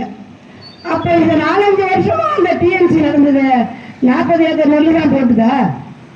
அதை நிறுத்தி அவங்க என்ன கேளுங்க. 5 வருஷமா நடந்துட்டு இருக்கு ஒரு டிஎம்சி. 350 ஏக்கர் வேட்டக்குடியில நிலப்பரப்பளவு இருக்கு. மக்கள் டிஎம்சியில நெல்லு போடுறாங்க. இந்த பஞ்சாயத்து கட்டடத்தை பொது இடத்துல கட்டுன்னு சொன்ன ஒரே காரணத்துக்காக கிராம மக்கள் பாதிக்கணுங்கிறதுக்காக ஒரு டிஎம்சியை தடுத்து நிறுத்துற அளவுக்கு அவங்க அவ்வளவு நல்லவங்களா? இதுக்கு இந்த தமிழக அரசு பண்ண போகுதா சொல்லுங்க. ஆனா இந்த டிஎம்சி வேட்டக்குடிக்கு மறுபடியும் வரல அப்படின்னு சொன்னால் 2 நாளையில வேட்டக்குடியில மக்களை திரட்டி சாலை வழிகள் நடக்கும். அது நிச்சயமா நடக்கும். அதனால இவங்க டிஎம்சி வேணாம்னு சொன்னதுனால வேட்டக்குடி கிராம பொதுமக்கள் அமைதியா போயிடலாம் மாட்டாங்க. கட்டடத்துக்கு எந்த அளவுக்கு முன்முயற்சியா வேலை செய்யறோமோ அதே மாதிரி இந்த டிஎம்சிக்கு வேலை நடக்கும். அடுத்ததா இந்த 100 நாள் வேலை இருக்கு பாருங்க. இந்த 100 நாள் வேலையில தண்ணி வரி வீட்டு வரி கட்டியவர்களுக்கு மட்டும்தான் 100 நாள் வேலை. இந்த ஜியோவை போட்டது யாருங்க? சிஎம் போட்டாரா? இல்ல மோடி அரசாங்கத்தில் அவர் மோடி போட்டாரா? இல்ல விருதால ஒன்றியத்தில் பிடிஓ போட்டாங்களா? இல்ல பஞ்சாயத்து கிளர்க்கு போட்டாரா? பஞ்சாயத்து கிளர்க்கு எந்த வீட்டுல வீட்டு வரி தண்ணி வரி கேட்டு மக்கள் கொடுக்கல. ஒரு பஞ்சாயத்து கிளர்க்கு வீட்டு வரி தண்ணி வரி வாங்காததை விட வேற வேலை இல்லை. பஞ்சாயத்து கிளர்க்கு சம்பளம் வாங்குறாருல, அந்த சம்பளத்துக்கான வேலை என்ன? பணித்தள பொறுப்பாளர்கிட்ட கொடுத்து பணத்தை வசூல் பண்ண சொல்ற அளவுக்கு பஞ்சாயத்து கிளர்க்கு என்னங்க? பஞ்சாயத்துல அவ்வளவு வேலை. பஞ்சாயத்து சம்பளம் கொடுக்குதுல்ல, இதுக்குள்ளே பணித்தள பொறுப்பாளர் அந்த வேலையை ஏற்றுக்கணும். அதனால அந்த பணித்தள பொறுப்பாளர் வீட்டு வரி தண்ணி வரி கட்டுனா மட்டும்தான் உங்களுக்கு வேலை அப்படின்னு சொல்லி கிராம மக்கள் பாதி கட்டுன மக்கள் வேலைக்கு போகுது, பாதி கிராம மக்கள் பஞ்சாயத்து கிளர்க்க கேட்க சொல்லுங்க, நாங்க தண்ணி வரி வீட்டு வரி கட்டுறோம் அப்படின்னு சொல்றாங்க. 15 வருஷம் நாராயணசாமிங்கிற கிளர்க்கு வேட்டக்குடியில வேலை பார்த்தாரு. வேட்டக்குடி பஞ்சாயத்துல வேலை இருக்கு இல்லையோ 10 மணி ஆனா வேட்டக்குடி பஞ்சாயத்துக்கு வந்துருவாரு. ஆனா இந்த பஞ்சாயத்து கிளர்க்கு இப்ப 5 வருஷம் வெளியே போகணும்னு நினைக்கிறேன். அவரு ஒரு நாள் கூட மக்கள்கிட்ட வீட்டு வரி கொடு, தண்ணி வரி இப்பதான் கட்டுருவாங்க. இப்ப போன மாசத்துல இருந்துதான் தண்ணி வரி, இதுக்கு முன்னாடி தண்ணி வரிலாம் நாங்க கட்டல. இந்த 100 நாள் வேலை இப்ப நாங்க தண்ணி வரியே கட்ட மாட்டோம். கேட்டு கேட்கவே மாட்டாரு, நாங்க கட்டவே மாட்டோம். அப்ப எனக்கு 100 நாள் வேலை கிடையாதா? இந்த 100 நாள் வேலை எந்த கிராம மக்கள் 100 நாள் வேலை பயனடைஞ்சிருக்கு? அதுவும் இந்த ஸ்பெஷல் ஆபீசர் பீரியட் ஒண்ணு வந்ததுன்னு வச்சுக்கோங்க. பஞ்சாயத்து கிளர்க்கு பிடிஓ ஓஎஸ்ஆர் இவங்க வேலை முடிஞ்சிச்சு. அந்த 100 நாள் வேலை ஒரு குடும்பத்துல 5 பேருக்கு அட்டை ரெகுலரா எழுதுறீங்க. ஒரு குடும்பத்துல ஒருத்தர் ஒரு நாள் ஒரு வாரம் வேலைக்கு போனா அடுத்த வாரம் உங்க ஆப்பில் உங்க போட்டோவை எடுத்துக்காது. இப்போ ஒரு ஆப் ஒன்று வந்துருக்கு பாருங்க, காலையில கட்டிட்டு போன புடவை தான் சாயந்தரம் கட்டிட்டு போகணும். அந்த காலையில தலை தூக்கிட்டு போனா நீ தலை தூக்கிட்டு போகணும், கொண்டை போட்டு போனா கொண்டை போட்டு போகணும். இது எவ்வளவு கண்டுபிடிச்சா இந்த ஆப்பை? 30 பேர் 20 பேர் வேலை வீடியோ அதுக்கு மேல செய்ய வேணாங்கிறாரு. 40 பேர் 50 பேர் என்ன மாதிரில கணக்கு கொடுக்குறீங்க. அந்த பாக்கி காசு யாரு எடுத்துக்கிற? வருஷம் முடிஞ்சா ஆடிட்டு கணக்கு பார்க்கணும். இந்த 100 நாள் வேலைக்கு நாள் வர்றது பைய தூக்கிட்டு அதுக்கு வீடியோ எல்லாம் வர மாட்டாங்க. அதுக்கு ஒரு வீடியோ இருக்காங்க, அவங்க வருவாங்க. இந்த 100 நாள் முடிஞ்ச அட்டையும் கணக்கு பார்ப்பாங்க. இந்த வருஷத்துல 15 நாள் வேலை பார்த்துருக்கோம் பாருங்க, எங்களையும் பார்த்துட்டு வருவாங்க. யாரு கேட்டா சனிக்கிழமை வாங்க வீடியோ ஆபீஸ்ல கேளுங்க, உங்க கணக்கு நான் சொல்றோம். ஒரு பணித்தள பொறுப்பாளர் 100 நாள் வேலை முடிஞ்சிச்சுன்னா அந்த பணித்தள பொறுப்பாளருக்கு வேலை இல்லை. அடுத்து புதியதாக ஒரு பணித்தள பொறுப்பாளர் போடணும். கிராமத்தில் அப்படிதான். ஆனா ஒரு பணித்தள பொறுப்பாளர் திமுக பீரியட் வந்தா திமுக போடுது, அண்ணா திமுக பீரியட் வந்தா அண்ணா திமுக போடுது. ஒரு நேர்மையான ஒரு பணித்தள பொறுப்பாளர் போட்டு வேலை வாங்கி பாருங்க. 3-4 தடவை இந்த பிடி ஆபீஸ்ல இந்த பணித்தள பொறுப்பாளர் வேலைக்கு நான் மனு கொடுத்தேன். ஏன் அந்த மனு இந்த பிடி ஆபீஸ்ல நிராகரிச்சாங்க? எங்களால தீர முடியாது, நம்ம பங்குக்கு நான் தொலை வர மாட்டேன். இதனாலதான் எந்த கட்சி வந்தாலும் அந்த கட்சியில் உள்ளவங்களுக்கு பணித்தள பொறுப்பாளர் வேலை. ஆனா உங்களுக்கு டெய்லி அந்த சட்டை போட்டு எழுதிக்கணும். இதுல மக்களுக்கு 100 நாள் வேலை. இப்போ அந்த திருத்த கண்டுபிடிச்சுதான் கொஞ்ச நாள் அப்பாவுமே வராம இருந்தது. அதுக்குன்னு ஒரு ஆப்பு கண்டுபிடிச்சு அந்த ஆப்புன்னு உங்க தில்லுமுள்ள காமிச்சுட்டு தான் இருக்கீங்க. கதை சொல்றேன் பாருங்க. கிராமத்துல புல்லு போல ஒரு பெண்ணாட்டி இருந்தாலும் பிறப்பு போல ஒரு வத்தாட்டு இருக்கணும். அந்த மாதிரி கை நிறைய கவர்மெண்ட் உங்களுக்கு சம்பளம் கொடுத்தாலும் இந்த லஞ்சம் அவங்க வாங்கறத நிறுத்தவே மாட்டீங்க. நீங்க எதை எங்க பேசினா என்ன வலிச்சது தொடச்சி எரிஞ்சிட்டு நான் மட்டும் போயிட்டுருவோம். அதுதான் வேற எதுவுமே இல்லை. எனக்கு கொடுத்துருந்த டைமும் கொஞ்சம் தான். இன்னும் ஒரு விஷயம் பேசிட்டு நான் ஒரே முடிச்சுக்கிறேன். சனிக்கிழமை அன்னைக்கு 12:30 மணிக்கு போஸ்டர் ஓட்டுனேன். கருவேப்பாங்குறிச்சியில போஸ்டர் ஒட்டிட்டு இருந்தேன். அதுல வேடிக்காடுல போஸ்டர் ஒட்டி இருந்தது. பசங்க மையங்களை தடவுறாங்க. போஸ்டரை எடுத்துட்டு நான் ஒட்ட போறேன். அந்த இடத்துல 3 போலீஸ் நிக்குது. அதுல அந்த இளங்கோவாங்கிற ஒரு நல்ல போலீஸ்காரர் இருக்காரு பாருங்க. ஆவடியில இருந்தாரு, திரும்ப உருவகத்துல இருந்தாரு, இப்ப கருவேப்பாங்குறிச்சிக்கு வந்திருக்காரு. மரியாதைன்னா அவருக்கு அம்புட்டு தெரியும். இதுக்கு முன்னாடி 2-3 கேஸ் அவர்கிட்ட நான் போயிருக்கேன். அவர் விசாரணைலாம் அவ்வளவு நல்லா இருக்கும். 12:30 மணிக்கு பேச விட்டுற ஏன் அங்க ஒட்டாத, உங்க அப்பாவுக்கு சொத்த நீ போய் ஒட்ட போற அப்படின்னு அந்த இளங்கோவன் SSI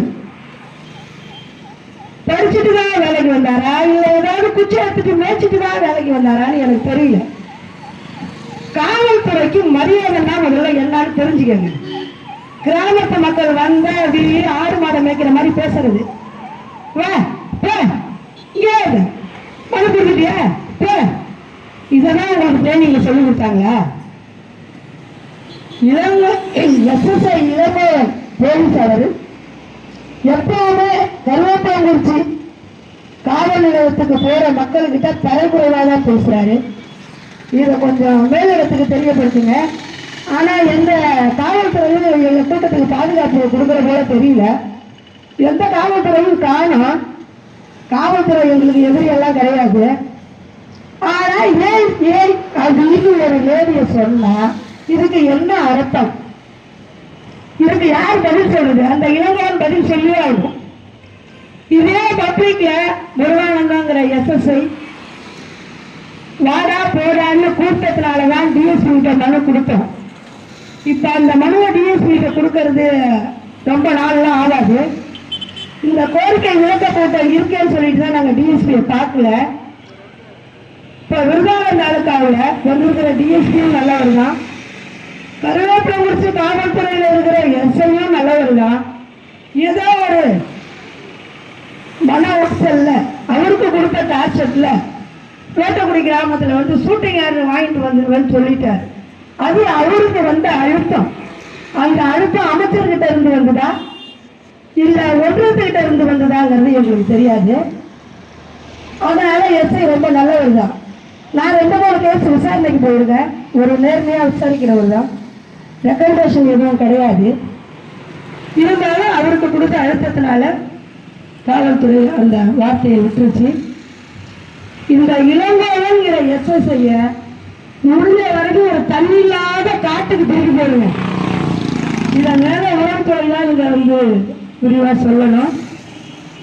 இத்துடன் என் உறவை முடிச்சுக்கிறேன். டைம் கொஞ்சம் தான்.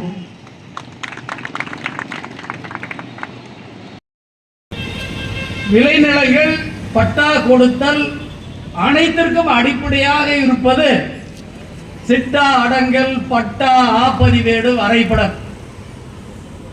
இவை எல்லாவற்றையும் முடக்கிவிட்டு அரசு பதிவேடுகளில் இப்படிதான் இருக்கிறது என்று பொய்யான தகவலை கொடுத்து ஒரு கோட்டாட்சியருக்கு தவறான வழிகாட்டுதலை செய்கின்ற உயர்நிலை அலுவலர்கள் அல்லது அமைச்சர், அமைச்சர்னா தமிழ்நாடு அரசு, யார் என்பதை நாங்கள் தெரிந்து கொள்ள வேண்டும்.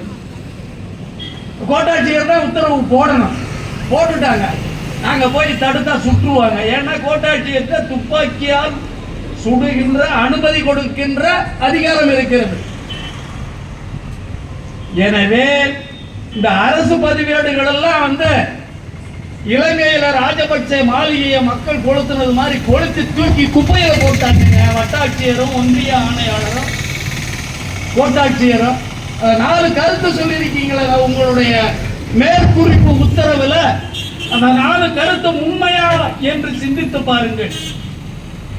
நாங்கள் கொடுத்த கோரிக்கை மனுவை படிக்காமல் உங்களை படிக்க விடாமல் செய்த உங்களுடைய நேர்முக உதவியாளரின் செயல்பாடு சரியா சிந்தித்து பாருங்கள் என்கின்ற அடிப்படையில் தொடர்ந்து இம்மாதிரியான அவலப்போக்குகளை, எல்லாவற்றிற்கும் ஒரு ஒழுங்குமுறை வந்துவிட்டது.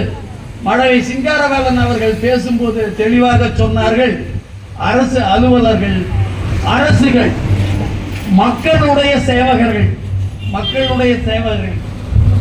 அதுக்கு உங்களுக்கு சம்பளம் காட்டலன்னு சொல்லி சம்பளம் வாங்கி கொடுக்க, அகவலை படி வாங்கி கொடுக்க, வீட்டு வாடகை படி வாங்கி கொடுக்க, மத்திய அரசுக்கு இணையான மாநில ஊழியர்களுக்கு, மாநில பணியாளர்களுக்கு சம்பளம் வாங்கி கொடுக்க நிறைய சங்கம் இருக்குங்க. என்ஜிஓ சங்கம், டிஎன்ஜிஓ, அரசு பணியாளர் சங்கத்தை கூட கொடி பறக்குது டிஎன்ஜிஓ, அப்புறம் டிஎன்ஜிஏ எல்லாம் இருக்குது. எல்லாம் பறந்து என்ன பண்றது?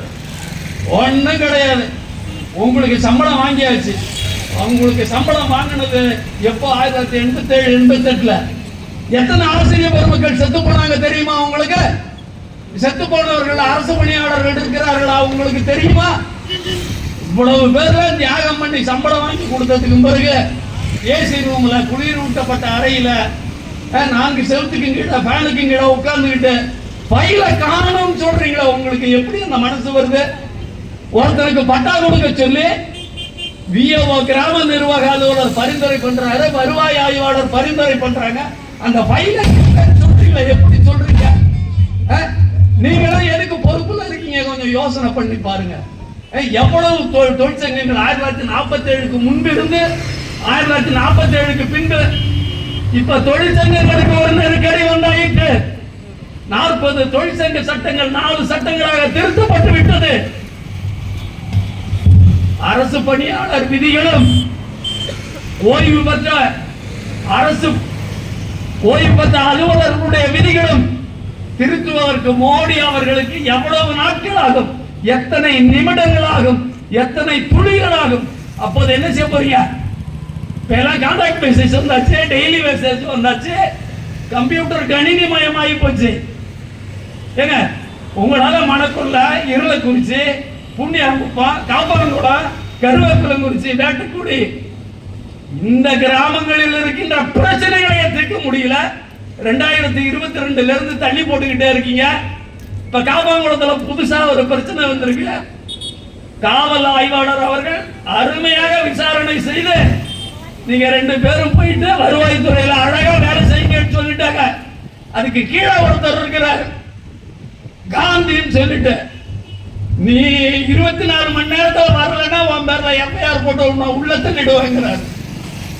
சோழவரத்துல ஒருத்தவங்க எஃப்ஐஆர் போட்டாங்க, முன்ஜாமீன்ல இருக்காங்க.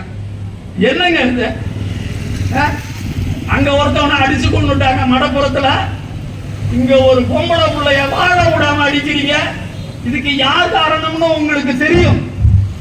யார் காரணம் என்பது உங்களுக்கு தெரியும். அவர் அடையாளம் காட்டுங்க, அவரை வெளியில கொண்டு வாங்க. இல்லாட்டி போனா அந்த பைத்தியத்தை பிடிச்சி ஜெயில போடுங்க, சிறைச்சாலையில போடுங்க. அதுக்கு என்ன வழிமுறை பாருங்க. ஆக கூடுதலாக மக்கள் நல சங்கம் விருத்தாசலம் பகுதி வாழ் மக்களுக்கு மட்டுமில்லாமல் தமிழ்நாடு முழுவதும் உள்ள மக்களுக்காக, தமிழ் மொழிக்காக தமிழ் மொழியின் தொன்மையை உயர்த்தி பிடிப்பதற்காக துவங்கப்பட்ட சங்கம். இந்த சங்கத்திற்கு அரசு பணியில் உள்ள அனைத்து மக்களும் நல்லவர்கள், பொதுமக்கள் அனைவரும் ஆதரவு தர வேண்டும் என கேட்டுக்கொண்டு, மதிப்பிற்குரிய தோழர் தமிழ் தேச விடுதலை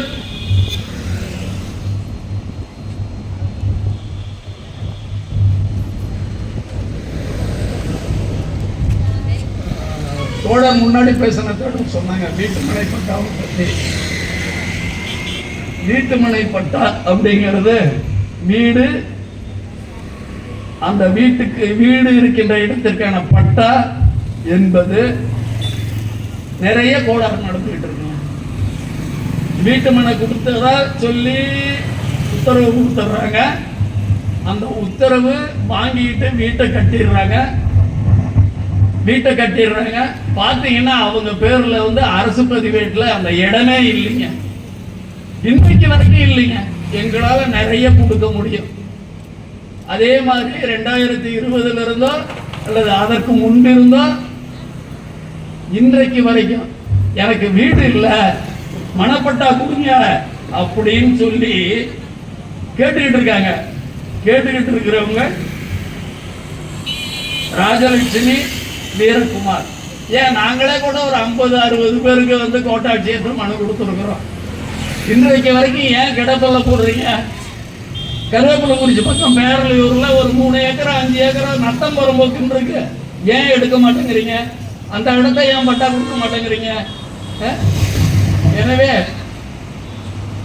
அரசு அலுவலகங்கள் மக்களுக்கானது, மக்களுக்கு நலம் சேர்ப்பது என்கின்ற அடிப்படையில் அலுவலர்கள் தங்களுடைய போக்கினை மாற்றிக்கொள்ள வேண்டும். அண்மையில் நடந்த இலங்கையில் நடந்ததை போல அல்லாமல், அண்மையில் வங்கதேசத்தில் நடந்ததை போல அல்லாமல்,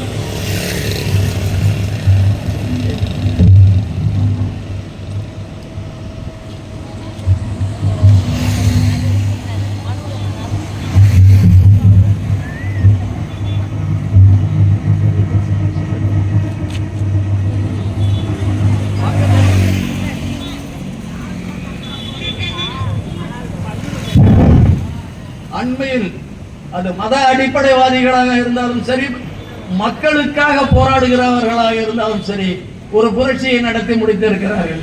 இலங்கை, வங்கதேசம், தற்பொழுது அமெரிக்காவிலே நடத்தி கொண்டிருக்கிறார்கள் மக்கள். இன்று ஒரு உத்தரவு, நேற்று ஒரு உத்தரவு, நாளை ஒரு உத்தரவு என பிறப்பித்துக் கொண்டிருக்கின்ற ஜனாதிபதி டிரம்பினுடைய நடவடிக்கைகளை கண்டித்து வீதியில் இறங்கி இருக்கிறார்கள். அதே அமெரிக்காவில் தான் மக்கள் கூடி புரட்சி செய்து மே தின கொண்டாட்டம், தொழிலாளர் தினம் என்கின்ற வரையில் வருகை புரிந்து மிகப்பெரிய மாற்றம், உரிமைக்கான மாற்றம், மக்களுக்கான தேவையில் அனைத்து நடந்து முடிந்தது. விரைவில் இந்தியாவிலும் அதை நோக்கித்தான் நகர்ந்து கொண்டிருக்கிறோம் என்பதை சொல்லி, அதற்கு முன்பாக நடைமுறையில் உள்ள குறைபாடுகளை நீங்கள் சரி செய்து கொள்ள வேண்டும். இல்லையில் தோழியர் சொன்னதை போன்று, மாநில தலைவர் அறிவழகி சொன்னதை போன்று, இங்கே சும்மா இருக்கிற இடங்கள்லாம் சும்மா இருக்காது. நாங்க குடிசை போட்டு அடுப்பு வச்சு சோறு பொங்கி இங்கேயே படுக்க ஆரம்பிச்சிருவோம் என்பதை சொல்லி, தமிழ் தேச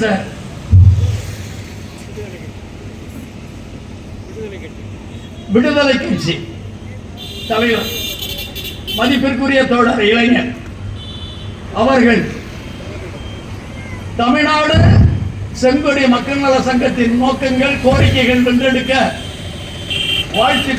வாழ்த்து பேசிட வருமாறு அன்புடன் கேட்டுக்கொள்கிறேன். மோகனராசன் அவர்களே, முன்னிலை வகிக்கக்கூடிய களப் போராளிகளே, எமக்கு முன்பு கோரிக்கை விளக்க உரையாற்றிய அருமை தோழர், சட்ட ஆலோசகர், மக்கள் வழக்கறிஞர் பரமசிவம் அவர்களே, செங்கொடி மக்கள் நல சங்கத்தினுடைய ஆலோசகராகவும் எங்கள் அருமை தோழர், சக போராளி, ஜனநாயக தொழிலாளர் கட்சியினுடைய மாநில ஒருங்கிணைப்பாளர் தங்க தமிழ்வேலன் அவர்களே, நன்றியுரை ஆற்றவிருக்கின்ற அமைப்பினுடைய பொருளாளர் தோழர் ராமச்சந்திரன் அவர்களே, இன்னும் இங்கு குழுமி இருக்கக்கூடிய தோழர்களே, அத்தனை பேருக்கும் முதற்கண் வணக்கத்தை தெரிவித்துக் கொள்கிறேன். நீண்ட நெடிய கோரிக்கைகளை ஒன்றின் கீழ் ஒன்றாக அடுக்கி தமிழ்நாடு செங்கொடி மக்கள் நல சங்கம் இந்த ஆர்ப்பாட்டத்தை ஒருங்கிணைத்திருக்கிறது. வட்டாரத்திலிருந்து மாவட்டம் வரையிலும், மாவட்டத்திலிருந்து தமிழ்நாடு வரையிலும், தமிழ்நாட்டிலிருந்து இந்தியா வரையிலுமான கோரிக்கைகள் ஒரு கம்யூனிஸ்ட் கட்சிக்கே உண்டான அந்த போக்கோடு இந்த கோரிக்கைகளை அழகாக வரிசைப்படுத்தி இந்த ஆர்ப்பாட்டத்தை ஒழுங்கமைத்திருக்கின்றார்கள். இந்த கோரிக்கைகளுக்காக இந்த ஆர்ப்பாட்டம் நடத்தப்பட்டிருந்தாலும் கூட அடிப்படையான சாராம்சமான விஷயம் என்பது தோழர்கள் குறிப்பிட்டதைப் போல வேட்டைக்குடி முனியப்பர் கோவில் பிரச்சனை. அந்த கோவில் இடத்திலே, அந்த கோவிலுக்கு சொந்தமான இடத்திலே சில அரசு அலுவலர்கள், அரசியல்வாதிகள் தங்களுடைய சுயநலத்திற்காக, ஆதாயத்திற்காக கட்டிடங்களை கட்டி அந்த வழிபாட்டு உரிமையை நெருக்குதலுக்கு உள்ளாக்கிவிட்டார். இந்த நீண்ட நாட்களாகவே தோழர்கள் என்னிடம் அலைபேசியிலே பேசிக் கொண்டிருக்கிறார்கள். நான் இப்பொழுது வந்தபொழுது 2 செய்திகளை அவர்கள் கூறினார்கள். ஒரு அதிகாரி அந்த முனியப்பரையே வந்து மனு எழுதி கொடுக்க சொல்லுங்கள் என்று சொன்னாராம். இன்னொரு ஆய்வாளர், காவல் ஆய்வாளர் துப்பாக்கி சூட்டு உத்தரவோடு வந்து உங்களை சுட்டுக் கொள்ளுவேன் என்று சொன்னார்களாம். ஐயா அரசு அலுவலர்களே, முனியப்பன் கையில் எழுதுகோல் கிடையாது. நாங்கள் வணங்குகின்ற முனியப்பன் கையில் எழுதுகோல் இல்லை, கத்தி இருக்கிறது. வேண்டுமென்றால் கத்தியோடு அவரை அழைத்து வருகிறோம், நீங்கள் அனுமதிக்க தயாரா? நாங்கள் மனு கொடுத்து தொடங்கி வைத்திருக்கிறோம், நாங்கள் முனியப்பன்களை அழைத்து வருகிறோம், அவர்கள் தீர்த்தே வைத்து விடுவார்கள், நீங்கள் தயாரா? நாள் குறித்து கொள்ளலாமா? சொல்லுங்க, ஒரு நாள் குறிச்சிக்கலாமா? நாங்கள் எழுதுகோலை வைத்துக்கொண்டு மைக்கில் பேசிக் கொண்டிருக்கிறோம். இந்த பிரச்சனை இப்படியே போகணும்னு நினைச்சா ஒழுங்கா தீர்த்து வைங்க. நீ முனியப்பனை கூட்டிட்டு வா, முனியப்பா அப்பா கருப்பசாமியை கூட்டிட்டு வான்னா நாங்கள் ஆயுதத்தோடு தான் வரணும். ஏன்னா எங்கள் முன்னோர்கள், குலதெய்வங்கள், கிராம காவலர்கள், கிராம தேவதைகள் ஆயுதங்களோடு வீட்டிருக்கிறார்கள். அது எங்கள் கைகளில் மாறுவதும் மாறாமல் இருப்பதும் உங்கள் கைகளில் தான் இருக்கிறது. நீங்க துப்பாக்கி சூடு உத்தரவோட வாங்க, யார் வேணான்னு சொன்னது? வாங்க. மக்கள் சக்தி என்றால் என்ன என்பதை தெரிந்து கொண்டு வாருங்கள். கடலூர் மாவட்டத்துக்கு ஒரு வரலாறு இருக்கு. எந்த நிகழ்வுக்கு செல்லவில்லை என்றாலும் கடலூர் மாவட்டத்தில் எந்த நிகழ்வாக இருந்தாலும் நாங்கள் கலந்து கொள்வோம். தமிழ் தேசிய விடுதலை அரசியலின் தாய் மாவட்டம் கடலூர் மாவட்டம். இந்த மாவட்டத்தில் தான் தமிழ் தேசிய விடுதலை போராளி புலவர் கலியபெருமாள் பிறந்தார். இந்த மாவட்டத்தில் தான் தோழர் தமிழரசன் பிறந்தார். இந்த மாவட்டத்தில் தான் தோழர் லெனின் பிறந்தார். இந்த மாவட்டத்திற்கு என்று ஒரு வரலாறு இருக்கிறது. நீங்க துப்பாக்கி சூடோட வருவீங்களா? எங்க ஒருத்தர் மேல கையை வச்சு பாருங்க, ஒரே ஒரு தோழர் மேல நீ கையை வச்சு பாரு, தமிழ்நாடு பற்றி கொண்டு எரியும். சும்மா சொல்லல, வெறுமனே மைக்கு முன்னாடி பேசுவதற்காக சொல்லவில்லை. கடலூர் மாவட்டத்திலே கடந்த காலத்திலே 1990களிலே, ஏன் இந்த கம்மாபுரம் ஊர் இருக்கு, இந்த ஊரில் ஒரு லாக்அப் டெத் நடந்தது. அதை வச்சுதான் ஜெய்பீம்னு படம் எடுத்தாங்க. கதையினுடைய சாராம்சத்திலே சில மாற்றங்கள் இருந்தது. ஆனால் அந்த நோக்கம் காவல் ஒடுக்குமுறையை மக்களுக்கு வெளிச்சம் போட்டு காட்டி 91ல் சிதம்பரம் அண்ணாமலை நகர் காவல் நிலையத்தில் பத்மினி என்கின்ற பெண் பாலியல் பலாத்காரம் செய்யப்பட்டு கொல்லப்பட்டார். அதை எதிர்த்து கம்யூனிஸ்ட் கட்சிகளும் மக்கள் இயக்கங்களும் தமிழ் தேசிய இயக்கங்களும் போராடின. அந்த காவல் நிலையத்தில் குறிப்பிட்ட இடம் தரைமட்டமாக்கப்பட்டது தமிழ் தேசிய விடுதலை போராளிகளால் என்பதை மறந்துவிடக்கூடாது. 92ல் புத்தூர் காவல் நிலையம் அன்னக்கிளி என்கின்ற ஒரு பெண் தோழரை பாலியல் பலாத்காரம் செய்யப்பட்டார். 93ல் முத்தாண்டி குப்பம் என்கின்ற பகுதியிலே வசந்தா என்கின்ற பெண்மணி பாலியல் பலாத்காரம் செய்யப்பட்டு படுகொலை செய்யப்பட்டார். இதுக்கெல்லாம் எதிராக தோழர் சுந்தரம் தலைமையில், தோழர் லெனின் தலைமையில், தோழர் அணக்கிரி மாறன் போன்றவர்கள் தலைமையில் மிகப்பெரிய அளவில் காவல்துறைக்கு எதிரான போராட்டம் நடந்தது. எப்படிப்பட்ட போராட்டம் என்பதை வரலாறு பதிவு செய்திருக்கிறது. அந்த வரலாற்றையெல்லாம் விடுதலை என்கின்ற திரைப்படத்தின் வாயிலாக மக்களுக்கு வெளிச்சம் போட்டு காட்டினார் வெற்றிமாறன் என்கின்ற இருக்கிறார். கொஞ்சம் பாருங்க, படிங்க. ஓராண்டல்ல, ஈராண்டல்ல, 92 ஒவ்வொரு காவல் நிலையத்திலும் மணல் மூட்டைகளை அடுக்கி வைத்துக் கொண்டு காவலர்கள் ஒண்ணுக்கு போது கொண்டிருந்தார். ஒண்ணுக்கு போனான். எந்த நேரத்தில் போராளிகள் வருவாங்களோ, எந்த நேரத்தில் மக்கள் போராளிகள் வருவாங்களோ, யார் எவனை சுடுவானோ என்று பயந்து கொண்டிருந்தான். புரிந்து கொள்ளுங்க. அதனால இந்த துப்பாக்கி சூடு விஷயங்கள் எல்லாம் இங்க சொல்லாதீங்க. திருபுவனத்தில் அந்த மணப்புறன் ஒரு ஊரில் ஒரு அஜித்குமார் என்கின்ற காவலாளி, கோயில் காவலாளி, ஒரு 8 சவரன் நகைக்காக அவனை அடித்தே கொன்று விட்டார்கள். ஸ்பெஷல் போர்ஸ் என்று சொல்லக்கூடிய ஒரு டீம், காவல்துறை டீம் அடித்தே கொன்று விட்டார்கள். அடித்துக் கொள்வது எவ்வளவு கொடூரமானது! அந்த சித்திரவதை என்பது நினைத்து பார்க்க முடியாதது. இந்த காவல்துறைக்கு ஒரு வரலாறு உண்டு என்று சொல்லுகிறார்கள். உலகத்திலேயே ஸ்காட்லாந்துக்கு பிறகு தமிழ்நாடு காவல்துறை தான் ஒரு வழக்கை 24 மணி நேரத்தில் முடித்து வைப்பார்களாம். நீங்கள் ஒரு ஆளையே 12 மணி நேரத்தில் முடிச்சிடுறீங்க. அப்போ உங்களுடைய வழக்கு 24 மணி நேரத்தில் முடிப்பீங்கன்னா என்ன லட்சணத்தில் முடிப்பீர்கள் என்றதை நாங்கள் தெரிந்து கொண்டிருக்கிறோம். நாங்களும் மாணவர்களாக இருக்கும்போது, தொழில்நுட்ப கல்லூரி மாணவர்களாக இருக்கும்போது எஸ்எஃப்ஐயில் தான் இருந்தோம். மாணவர் போராட்டங்கள் நடக்கும். எங்களுக்கு தலைமையேற்ற தோழர்கள் காவல்துறையை பற்றி சொல்லுவார்கள். எங்கள் தொழிற்கல்லூரி வளாகம் இருந்த இடம் வனத்துறை சார்ந்த இடம். அப்போ அந்த வனத்துறை அலுவலருடைய அட்டூழியம் சாதாரணமானதல்ல, மிக கொடூரமானது. அது இந்த கடலூர் மாவட்டத்தில், அரியலூர் மாவட்டத்தில் முந்திரி காடுகளை ஒட்டி அந்த வனத்துறையுடைய அட்டூழியம்லாம் சாதாரணமானது கிடையாது. அதை எதிர்த்து மக்கள் போராளிகள் போராடி மிகப்பெரிய உரிமையெல்லாம் வாங்கி கொடுத்துருக்குறாங்க. அப்போ அந்த வனத்துறையை பற்றி ஒரு கிண்டலாகவும் கேலியாகவும் நகைச்சுவையாகவும் அரசியலாகவும் ஒரு கதை சொல்லுவாங்க. ஒரு வனத்துறையில் ஆள்கொல்லி புலி ஒன்று இருந்ததான். அந்த புலியை பிடிக்கணும்னு வனத்துறை பெரிய அளவில் முயற்சி பண்ணி புலியை பிடிச்சிட்டாங்களாம். பிடிச்ச புலியை மயக்க ஊசி கொடுத்து அவங்க வச்சிருக்கும் போது அது தப்பிச்சு ஓடிடுச்சா மறுபடியும் வனத்துறைக்குள்ளார. அந்த காட்டுக்குள்ளார அந்த புலியை கண்டுபிடிக்கிறதுக்கு, ஏன்னா மக்களை கொன்னுடுமே, அந்த காட்டுக்குள்ளார அந்த புலியை கண்டுபிடிக்கிறதுக்கு மிகப்பெரிய அளவில் வனத்துறை காவலர்கள்லாம் வரவழைச்சாங்களாம், போலீஸ்காரங்களே வரவழைச்சாங்களாம். யாராலையும் புலியை பிடிக்கவே முடியல, கண்டுபிடிக்கவே முடியல. அதனால் இந்த ஸ்பெஷல் டீம்னு சொல்லக்கூடிய சிறப்பு காவல் பயிற்சி பெற்றவர்களை அழைச்சாங்களாம். அதை அவங்கள அழைச்சது சாதாரணமாக அழைக்கல. தமிழ்நாட்டிலேருந்து ஒரு ஸ்பெஷல் டீமு, கர்நாடகாவிலேருந்து ஒரு ஸ்பெஷல் டீமு, ஆந்திராவிலேருந்து ஒரு ஸ்பெஷல் டீம்னு ஒரு 5-6 மாநிலங்கள்லேருந்து ஸ்பெஷல் டீமை வரவழைச்சாங்களாம். கர்நாடகாவிலேருந்து ஸ்பெஷல் டீம் போகுதான் காட்டுக்குள்ளார. போய் புலியை காணணும், காலைல போனவங்க ராத்திரி வந்துட்டாங்களாம், புலியை காணும். ஆந்திரா டீம் போகுது, இன்றைக்கி போகிறாங்க, மறுநாள் காலைல வந்துட்டாங்க, ஒரு நாள் ஆய்வு, புலியை காணும். ஒவ்வொரு மாநிலத்துக்காரெல்லாம் அரை நாள், ஒரு நாள், 2 மணி நேரம், 4 மணி நேரம் அப்படின்னு திரும்பி வந்துட்டு புலியை காணும், புலியை காணும்.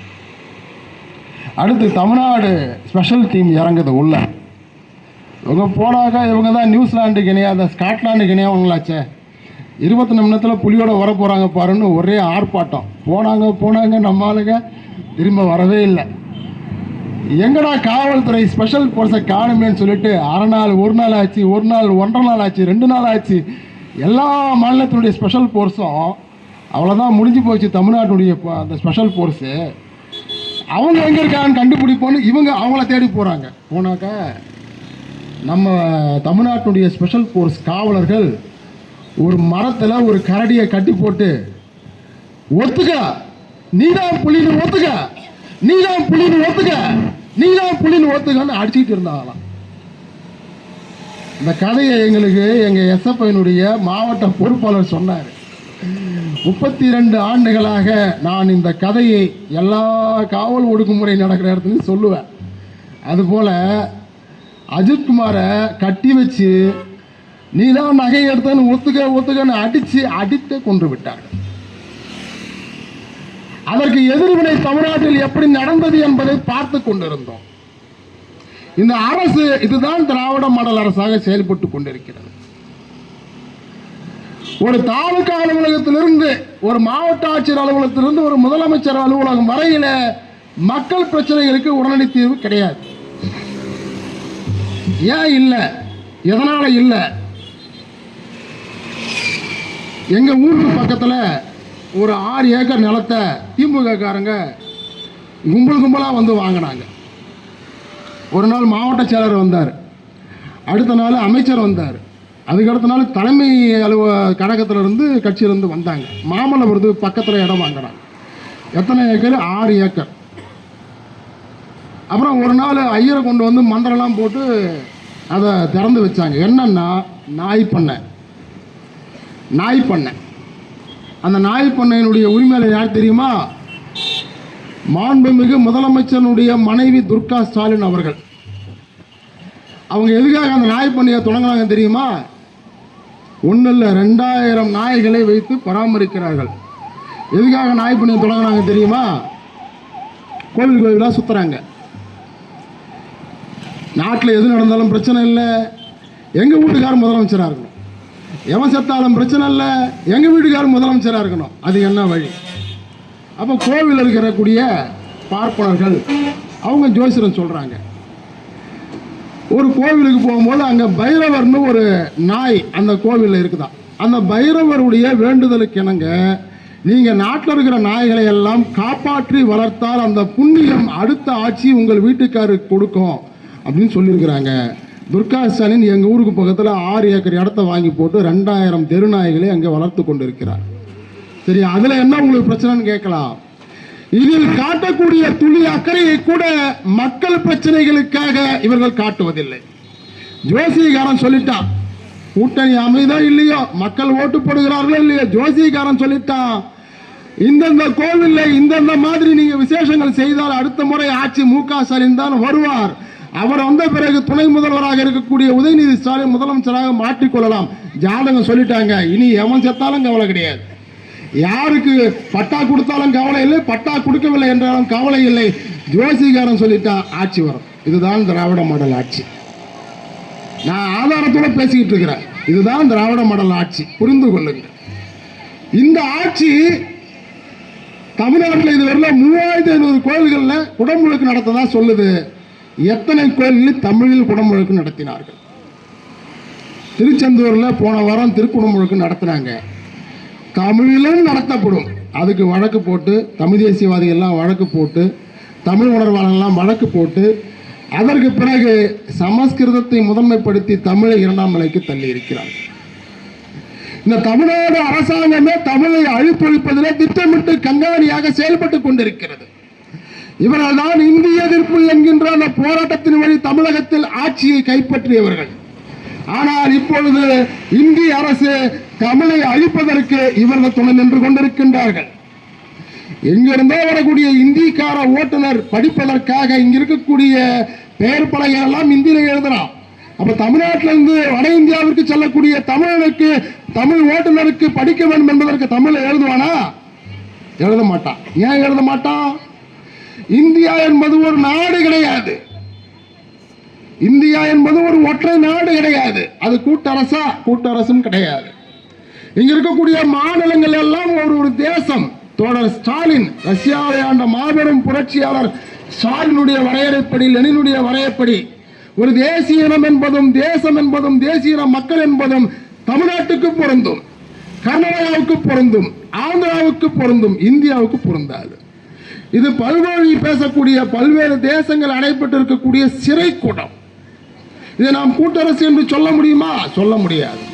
ஒன்றியம் என்று சொல்ல முடியுமா? ஒன்றியம் என்று சொன்னால் ஒன்றிய அரசு என்று ஒன்று இருக்க வேண்டுமே. இப்பொழுது இருக்கக்கூடிய மோடி அரசு ஒன்றிய அரசா? இல்லை, ஒற்றை அரசு. காவி இந்துத்துவ ஒற்றை அரசு. இந்த ஒற்றை அரசு எப்படி உருவாகி கொண்டிருக்கிறது? அரசியலமைப்பு சட்டத்தை நீர்த்து போக செய்து உருவாகி கொண்டிருக்கிறது. அப்ப இந்த ஒற்றை அரசு என்று சொல்லாமல் ஏன் ஒன்றிய அரசு நாம் சொல்ல வேண்டி இருக்கிறது? நாம் பரிசீலிக்க வேண்டும். தேசிய கோரிக்கைகள் முன்னிருந்து கொண்டிருக்கின்றன. அந்த தேசிய கோரிக்கைகள் முன்னிருந்து வந்து கொண்டிருக்கின்ற வேளையில் தான் இந்தியாவில் உள்ள அத்தனை மொழிகளையும் தேசிய இனங்களுடைய மொழிகளை எல்லாம் ஆட்சி மொழிகளாக மாற்று என்று கோரிக்கை வைக்கிறோம். ஆனால் இந்தியாவிலே புனித மொழியாக சமஸ்கிருதத்தையும் ஆட்சி மொழியாக இந்தியையும் அவர்கள் திணித்துக் கொண்டிருக்கின்றார்கள். இந்த திணிப்பை அவர்கள் இந்தியா முழுக்க நடத்தி கொண்டிருக்கின்றார்கள். மும்பையில் இப்பொழுது அதற்கு பெரிய எதிர்வினையை மும்பை சிவசேனையினுடைய தூதுவர்களை உருவாக்கி கொண்டிருக்கின்றார்கள். இவர்களுக்கு தமிழை பார்த்தால் ஒரு அச்சம், தமிழனை பார்த்தால் ஒரு அச்சம், தமிழ்நாட்டுக்காரனை பார்த்தால் அச்சம். அதனால்தான் சிவகங்கை மாவட்டத்திலே கீழடியில் தொல்லியல் ஆய்வுகள் வெளிவந்து உலகின் மூத்த நாகரிகம் தமிழர் நாகரிகம், உலகின் மூத்த நாகரிகத்துக்கு சொந்தக்காரரான சங்ககால நாகரிகத்துக்கு உரியவர் தமிழர் என்று வரலாற்று ரீதியாக ஆய்வுகள் ரீதியாக சொன்ன போதும் இதை ஏற்க மறுக்கிறார்கள். கீழடியிலே அப்படி என்ன கிடைத்திருக்கிறது? மண்பானையிலே எழுதியிருக்கிறார். மண்பானை செய்வதற்கு ஒரு காலம் தேவைப்படுகிறது. அந்த மண்பானையை பதப்படுத்தி அதை பயன்படுத்துவதற்கு அவனுக்கு ஒரு காலம் தேவைப்படுகிறது. அந்த மண்பானையிலே எழுதுவதற்கு ஒரு காலம் தேவைப்படுகிறது. அடுத்து ஆபரணங்கள், தங்க ஆபரணங்கள், பவள ஆபரணங்கள் கிடைக்கின்றன, இரும்பு கிடைக்கின்றது. இரும்பிலே எழுதுவதை போல தங்கத்தில் எழுத முடியாது, தங்கத்தில் எழுதுவதை போல பவளத்தில் எழுத முடியாது. அன்றைக்கு எழுத்தூசிகளை வைத்து எழுதியிருக்கின்றார்கள். அப்படி என்றால் அவர்கள் கருங்கல் காலத்திலிருந்து இரும்பு காலத்திலிருந்து மிகப்பெரிய வாழ்க்கையை தொடர்ச்சியாக வாழ்ந்திருக்கிறார் என்பதற்கான வரலாறு இருக்கிறது. அந்த வரலாற்று தொடர்பு சங்க இலக்கியங்களில் இருப்பதோடு ஒத்து இருக்கிறது. ஆகையினாலே இன்றிலிருந்து 2300 கிமு 3000 ஆண்டுகளுக்குட்பட்ட வரலாறு கீழடிக்கு இருக்கிறது என்று சொல்லும் பொழுது இந்திய அரசு ஏற்க மறுக்கிறது. ஏனென்றால் அவர்கள் தான் சரஸ்வதி ஆறு என்று ஒரு ஆறை வைத்துக் கொண்டு சரஸ்வதி கரை நாகரிகம் என்று ஒரு நாகரிகத்தை உருவாக்கி கொண்டிருக்கின்றார்கள். அதற்கு கீழடி நாகரிகம் ஒரு பெரிய எதிர்வினை ஆற்றிக் கொண்டிருப்பதால் அந்த கீழடியை ஏற்க மறுக்கிறார்கள். இப்படிப்பட்ட வெறுப்புணர்ச்சி அவர்களுக்கு இருப்பதனாலேயே தமிழ்நாட்டை புறக்கணிக்கிறார்கள். தமிழ்நாட்டுக்கு தர வேண்டிய நிதி ஆதாரத்தை புறக்கணிக்கிறார்கள். தமிழ்நாட்டுடைய வரியை மட்டும் கவலைகரம் செய்து கொண்டு தமிழ்நாட்டில் கொடுக்கக்கூடிய நட்டையீட்டையும் அவசர கால நிதியையும் தர மறுக்கிறார். தொடர் வண்டியெல்லாம் தொடர்கள் கேட்டிருக்கிறார்கள். தொடர் வண்டியில ஒரு பெட்டி தான் முன்பதிவு செய்யாத பெட்டி, மற்றதெல்லாம் முன்பதிவு செய்யப்பட்ட பெட்டி. பயணிகளுக்கு, ஏழைகளுக்கு முன்பதிவு செய்யாத பெட்டி ஒரு 4 பெட்டி ஒரு வண்டிக்குள் இணைக்கலாம் என்று சொல்லியிருக்கிறார்கள். ஆனால் ரயில்வே துறையில் ஒரு அறிக்கை 6 பெட்டிகள் இணைக்கலாம் என்று சொல்லியிருக்கிறார்கள். ஆனால் இணைக்க மறுக்கிறார்கள். ஏனென்றால் தமிழ்நாடு மட்டுமல்ல, எல்லா மாநிலங்களிலும் ரயில் பயணத்தை மேட்டுக்குடி வர்க்கத்திற்கானதாக மாற்றக்கூடிய நிலையில் இந்த அரசு இருக்கிறது. ரயில் பயணத்தை மேட்டுக்குடியினருக்காக மாற்றக்கூடிய நிலையில் இருப்பதனால்தான் ஏசி ட்ரெயின் விடுறான், சாமானிய மக்களுக்கு ட்ரெயின் இல்லை. முன்பதிவு கட்டணத்திற்கு பதிவு செய்து பயணம் செய்வதற்கு 1000 வழிமுறைகள், 1000 விளக்குகள் இருக்கின்றன. ஒரு அவசர தேவைக்காக ரயில் பயணம் செய்பவனுக்கு வழி இல்லை. ஒருத்த மேல ஒருத்தர் உட்காந்துக்கிட்டு போனோம், கழிவறைக்குள்ள உட்காந்துக்கிட்டு போனோம். அந்த வண்டியினுடைய பெட்டிக்குள் நடந்து செல்லக்கூடிய வழியில் படுத்துக்கொண்டு செல்ல வேண்டும். இல்லை என்றால் ஒருவருக்கு ஒருவன் இடத்திற்காக சண்டை போட்டு அடித்துக் கொண்டு வாழ வேண்டும். இவ்வளவு கேவலமான நிலையில் ஒரு ரயில் பயணத்திற்கு இந்த ஏற்பாட்டை இந்திய அரசு செய்து கொண்டிருக்கிறது. ஆக ஒரு மாவட்டம் எடுத்துக்கொண்டாலும், ஒரு தேசம் என்று சொல்லக்கூடிய தமிழ்நாட்டை எடுத்துக்கொண்டாலும், அல்லது இவர்கள் சொல்வதைப் போல ஒன்றியம் என்று சொல்லக்கூடிய இந்தியாவை எடுத்துக்கொண்டாலும், மக்கள் பிரச்சனைகளுக்காக இந்த அதிகாரிகள், அரசியல்வாதிகள், ஆட்சியாளர்கள் எப்பொழுதும் உடனடியாக இறங்கி வந்ததாக வரலாறு இல்லை. ஆனால் அப்படிப்பட்டவர்களை இறங்கி வர வைக்கக்கூடிய போராட்டத்தை வலிமையாக முன்னெடுக்கக்கூடிய திறமையும் ஆற்றலையும் செங்கொடி இயக்கத்திற்கு உண்டு என்பதை மீண்டும் மீண்டும் வரலாறு நிரூபித்துக் கொண்டிருக்கின்றது. அந்த வகையிலே இந்த செங்கொடி மக்கள் நலச் சங்கம் தமிழ்நாட்டிலிருந்து தமிழ் தேசிய சிந்தனையோடு களத்தில் இருக்கக்கூடிய செங்கொடி மக்கள் நலச் சங்கம் இந்த கோரிக்கைகளை வென்றெடுக்கும். அதற்காக இவர்கள் போராடுவார்கள். இந்த போராட்டம் கண்டிப்பாக வெற்றி பெறும். அந்த வெற்றி விழாவிற்கு நாங்கள் கண்டிப்பாக வருவோம் என்பதை கூறிக்கொண்டு வாய்ப்புக்கு நன்றி கூறி விடைபெறுகிறேன். நன்றி, வணக்கம்.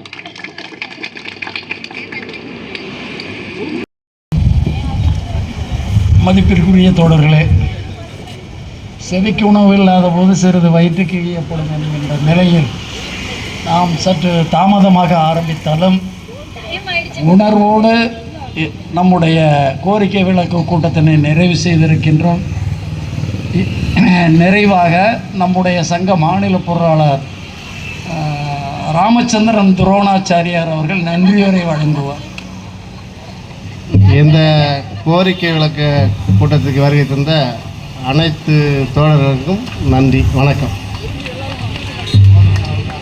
தமிழ்நாடு செங்கோடி மக்கள் நல சங்கம், தமிழ்நாடு செங்கோடி மக்கள் நல சங்கம், தமிழ்நாடு செங்கோடி மக்கள் நல சங்கம் வெல்லட்டும் வெல்லட்டும் வெல்லட்டும் வெல்லட்டும் மக்கள் நல கோரிக்கைகள், மக்கள் நல கோரிக்கைகள் வெல்லட்டும் வெல்லட்டும் வெல்லட்டும் வெல்லட்டும். தமிழக அரசே, இந்திய அரசே, தமிழக அரசு, இந்திய அரசு, தமிழக அரசே, இந்திய அரசே, தமிழக அரசு, இந்திய அரசு நிறைவேற்று நிறைவேற்று நிறைவேற்று நிறைவேற்று உடனடியாக நிறைவேற்று உடனடியாக நிறைவேற்று உடனடியாக நிறைவேற்று உடனடியாக நிறைவேற்று. தமிழக அரசே, இந்திய அரசே, தமிழக அரசு, இந்திய அரசு மக்கள் நல கோரிக்கைகளை மக்கள் நல கோரிக்கைகளை உடனடியாக நிறைவேற்று உடனடியாக நிறைவேற்று உடனடியாக நிறைவேற்று உடனடியாக நிறைவேற்று. தமிழ்நாடு செங்கோடி மக்கள் நல சங்கம் வாழ்க, தமிழ்நாடு செங்கோடி மக்கள் நல சங்கம் வாழ்க, தமிழ்நாடு செங்கோடி மக்கள் நல சங்கம் வாழ்க. அனைவருக்கும் நன்றி. 2 மணிக்கு முடிச்சுக்கிறோம்.